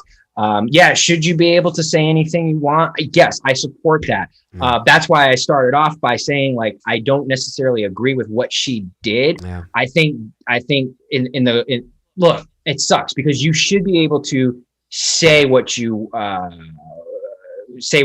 and how you feel. I'm not saying you shouldn't, and I'm not saying Gina shouldn't either, but no. I think in the world that we live in now, in the toxicity that comes with it, you've got to be so careful. It sucks, but to me, it's like, look, I'd rather just not even fucking deal with it. My own personal political beliefs are my own personal political beliefs, and I'm going to leave it right there. When I'm on Instagram, I'm going to share horror stuff. If I'm doing something personal, like whether it's, lifting weights or something that I think you guys might be entertained with, and just keep it there and leave it at that and call it a day. I think she did a misstep with that. I don't disagree or agree with what she did. I just think how extreme it got to her being fired off the show, which I think is just stupid, because we're in this whole fucking cancel culture thing. And it's just like, whatever. I don't agree with it, but I will support what she does, and whatever movie she's going to be doing here with Ben Shapiro. I'm going to buy it, and I'm going to support it. It just makes me sad. It makes me really sad when I see people, when I see the level of just absurdity. Listen, I think we all can agree that we want to live in a world where we treat each other with respect. I think we all can agree that we want to live in a world where people can, do what they want and become what they want, and, and marry who they want and love who they. I know there are some people that don't believe in that and don't, and that's fine. But I think the vast majority of us, especially now in 2021, don't care about all those things that the media and the government are making big things, big deals out of. And in terms of those little things that I'm talking about, obviously there are big issues at play, but I think we all can agree we want to be treated with respect. We want to live healthy lives. We want to have fun. We want to have good friends. We only get one at bat at this show. That's what I mean. You know what I mean? And at the end of the day, it makes me sad when I see so many people, and it's not that there aren't people out there that deserve to be taken away from what they're doing. There are awful individuals out there too, but words matter. Context matters. Intent matters. It does. It really, really does. And to remove, and evidence matters. Evidence matters. And when you remove that, it's just scary. I feel, we're in our 40s and we're likely, God, I don't even know what the world's going to be like 20 years from now. The world's not made for us, right? The world doesn't care about us because we're on our way out. It's the world. Oh, no, you're totally right. We are no longer a part of this new whatever is going on. Like, we're from a different time. No, we're not. A different time. It doesn't we don't matter. The world is. I just feel sorry for the people that haven't even been born yet. That if it is going to be a world where, and they won't know any different. They won't know any different because they'll grow up in that world. And I just want. I think things can go too far. And I don't say that as a conservative. I don't say that as a liberal, because people who know me know that I'm very left of center on a lot of things. I'm very right of center. You're like a libertarian. No, I wouldn't say that. I'm more of a centrist. I think I'm just, I can be, there's things that I lean left on. There's things that I lean right on, but I think the best view to have is right down the middle. And I think because I think both sides can be full have an open mind to come to the table to talk with everybody. 100%, because that's how you do it. You don't get so caught up in teams and colors and ideologies and, facts are facts. I don't care if it comes from left, right, blue, green. What's Shapiro's line? Facts don't care about your feelings. I don't care if it comes from a fucking sea turtle. Oh, something like that. Yeah. I just wish that we all could can't we all just get along? Yeah, it's so weird. It's the twilight zone of the world we live in now. Like, I never could have imagined or even fathomed. Frank's like, so how much can you guys leg press? Well, I actually am definitely well over. This is why I adore over 500 pounds on my leg press. This is why I adore Frank and Darren. They put up with our tangents. They make quips. Yeah. To get us back on track. They reel us back in. That's why I love. But no, my concluding thought on this is that I never had imagined back in the 90s when we were kids that we would be one day seeing actors or actresses being fired from a show because they thought differently. Like, I just never.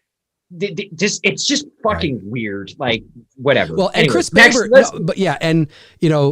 Chris Baber says something there, which is really important. He says politics, and he puts like kind of a face. Oh my God, rolling the eyes. Yeah, I agree. But, and I agree too. But the important thing is to keep in mind is that it stems from a conversation that is very much part of the entertainment industry. Yep. And it was also a question asked by someone. That's very true. That's very true. And I don't mind talking about politics in a very surface level way, sort of in the way we've been doing it, very kind of like I did give some details and I did talk about, but I didn't, we didn't dive into, we're not going hardcore, and I don't mind talking about these things if there's a reason to talk about it. And it's a relevant issue to an actress in Hollywood right now, right. Which, and sort of connecting it to that. And that's the point I'm making, is that, no, I don't believe that Gina should have been fired. I think there are worse things to fire people over, and I by all accounts, it looks like she got sort of the raw end of the deal, and but I'm also the first person to say as well that I mean, you unfortunately, they are a privately owned company, and whether we agree with it or not, they can do what they want. They can hire who they want, and that's the advantages you have when you're privately owned. Like how a business can tell you not, wear a mask. I want you to wear a mask. I'm not. You see all these people yelling and screaming, and it's like I see these people, and I'm like, listen, it's a private business. If they told you that only people wearing green shirts can come in here, that's what you got to do. It's privately owned. You may not agree. Well, it's just like it's like my personal rules too. I'm against marriage. I don't want to be married. But if Gina Carano came into my world, I would change that in a heartbeat. I love it. It's Frank and Darren are great. Darren Sand says, "Can we get back to talking about your guns, Dave? This is too somber." My God. Well, we did have a couple super chats come in here. From Jeff and Nick, I just love it. I love how they're. I love how they're teasing us. It's so great. It's all love, my man. All love. David Lee Barron says. Oh no, we got Sean. Oh wait, we got a couple of them here. Chris Baber says Tenacious D rules. Tenacious D is fucking awesome, Chris. Sean Sheridan says, how would you do a Blair Witch sequel?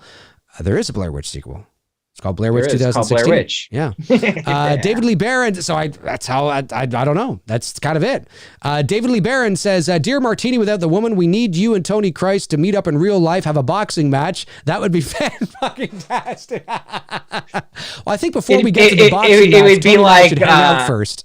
It'd be like Grudge Match with Stallone and De Niro. That's right. Two old dudes. That's right. Go game! Here we go. I think Tony and I should meet first and hang out before we ever get to a bar. Maybe if we go to a bar and we have enough to drink, we'll feel like fighting. We'll do a slap boxing. That's it. Nick sends in $5. You dressed as Loomis. Yeah, you dressed as Loomis, drunk Totally. Loomis, me dressed as Michael. We'll do slap boxing. Totally. Nick sends in a $5 super chat and says, Dave, with all this sequel talk involving the Terminator and all, can we just get a sequel to your recent Loomis clip of him being pulled over again? Well, I didn't create that though. So I would have to find somebody that I'd have to find a clip online of somebody getting pulled over who looks like Loomis.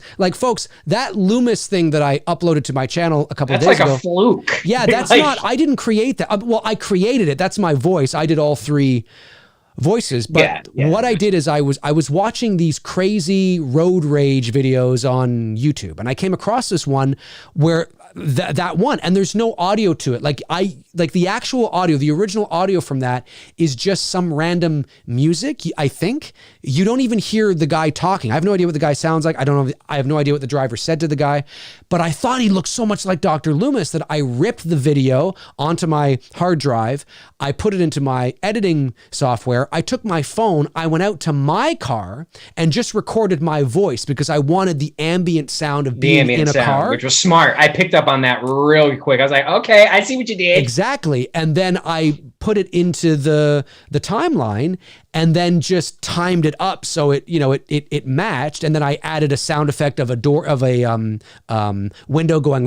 That wasn't even mine. It was a sound effect I got in my library of a window going down. And then I had to EQ everything to make sure the Loomis voice sounded like he was far away outside and I was in the car and all that stuff. So I did all that in terms of the production of it, but it's not my video. I'm not, it's not my car. I'm not actually in the car there. So I would have to actually find another video of somebody who looked like Loomis in order to do a sequel. But I'm glad you enjoyed it. I'm glad you liked it. That's awesome. That is good shit. Jeff Harris sends in a $4.99 super chat and says, have you guys ever seen the recent Kong versus Zilla poster today? Yeah, we just talked about that. Yep, we just talked Looks pretty sick. Sent a super chat earlier, but I don't know if it went through or whatever. It yet. Oh, Jeff, you did? Let me see here. I don't see Jeff. I think that was the super chat he sent through and he did it a second time. Oh, you're right, Jeff. He might have missed us talking about it. You're right, Jeff. We were talking about it, but I guess you missed us talking about it the first time. I think you missed us talking about it the first time. is what I think what happened here. Well, hey, it's after 10 o'clock. All right, folks. Yes. That Good is going to shit. do it for Tony and I on episode 101 of Two Dudes and Some Bullshit. Thank you to all who tuned in. Thank you to all the super chats that came in today, the non-super chats. Thanks to our great moderators, Frank Riker, Tabitha Shore, Darren Sands, and Chris fucking Baber. Thank you guys for doing what you guys do. Sincerely, obviously, it means a lot. Keeping the chat room rolling on a good flow, and it was great. And thank you to everybody who watched Terminator with us tonight, who also put up with our rant about working out, which is always fun. And I appreciate all you guys tuning in. Sincerely, we do. We love you guys. We wouldn't be doing this if it wasn't for you guys. So really appreciate it. Tony, any last things you want to say? Yeah, next week Dave and I are going to talk about our gluteus maximus and how we get perfect butts. Exactly. That's exactly what we're going to do. We're going to be talking about our asses next week, and there's going to be ass flexing videos, and there's going to be exactly. like it's an ass off contest. 100% bulging ass flexing videos. Bulging ass flexing videos is what we're going to do, and we're going to send them to Frank and Darren first for approval, and then Yeah, exactly. Frank and Darren got to give us the approval, making sure that our asses are on point. and we ask everybody in the chat to join in on our ass flexing, bulging, rippling, throbbing, pulsating ass cheeks. Oh, shit. Oh man, you guys are amazing. That's gonna do it for us. We'll be back next Monday night at 7 o'clock p.m. Eastern Standard Time for episode 102. Alrighty, in the meantime and in between time, cheers.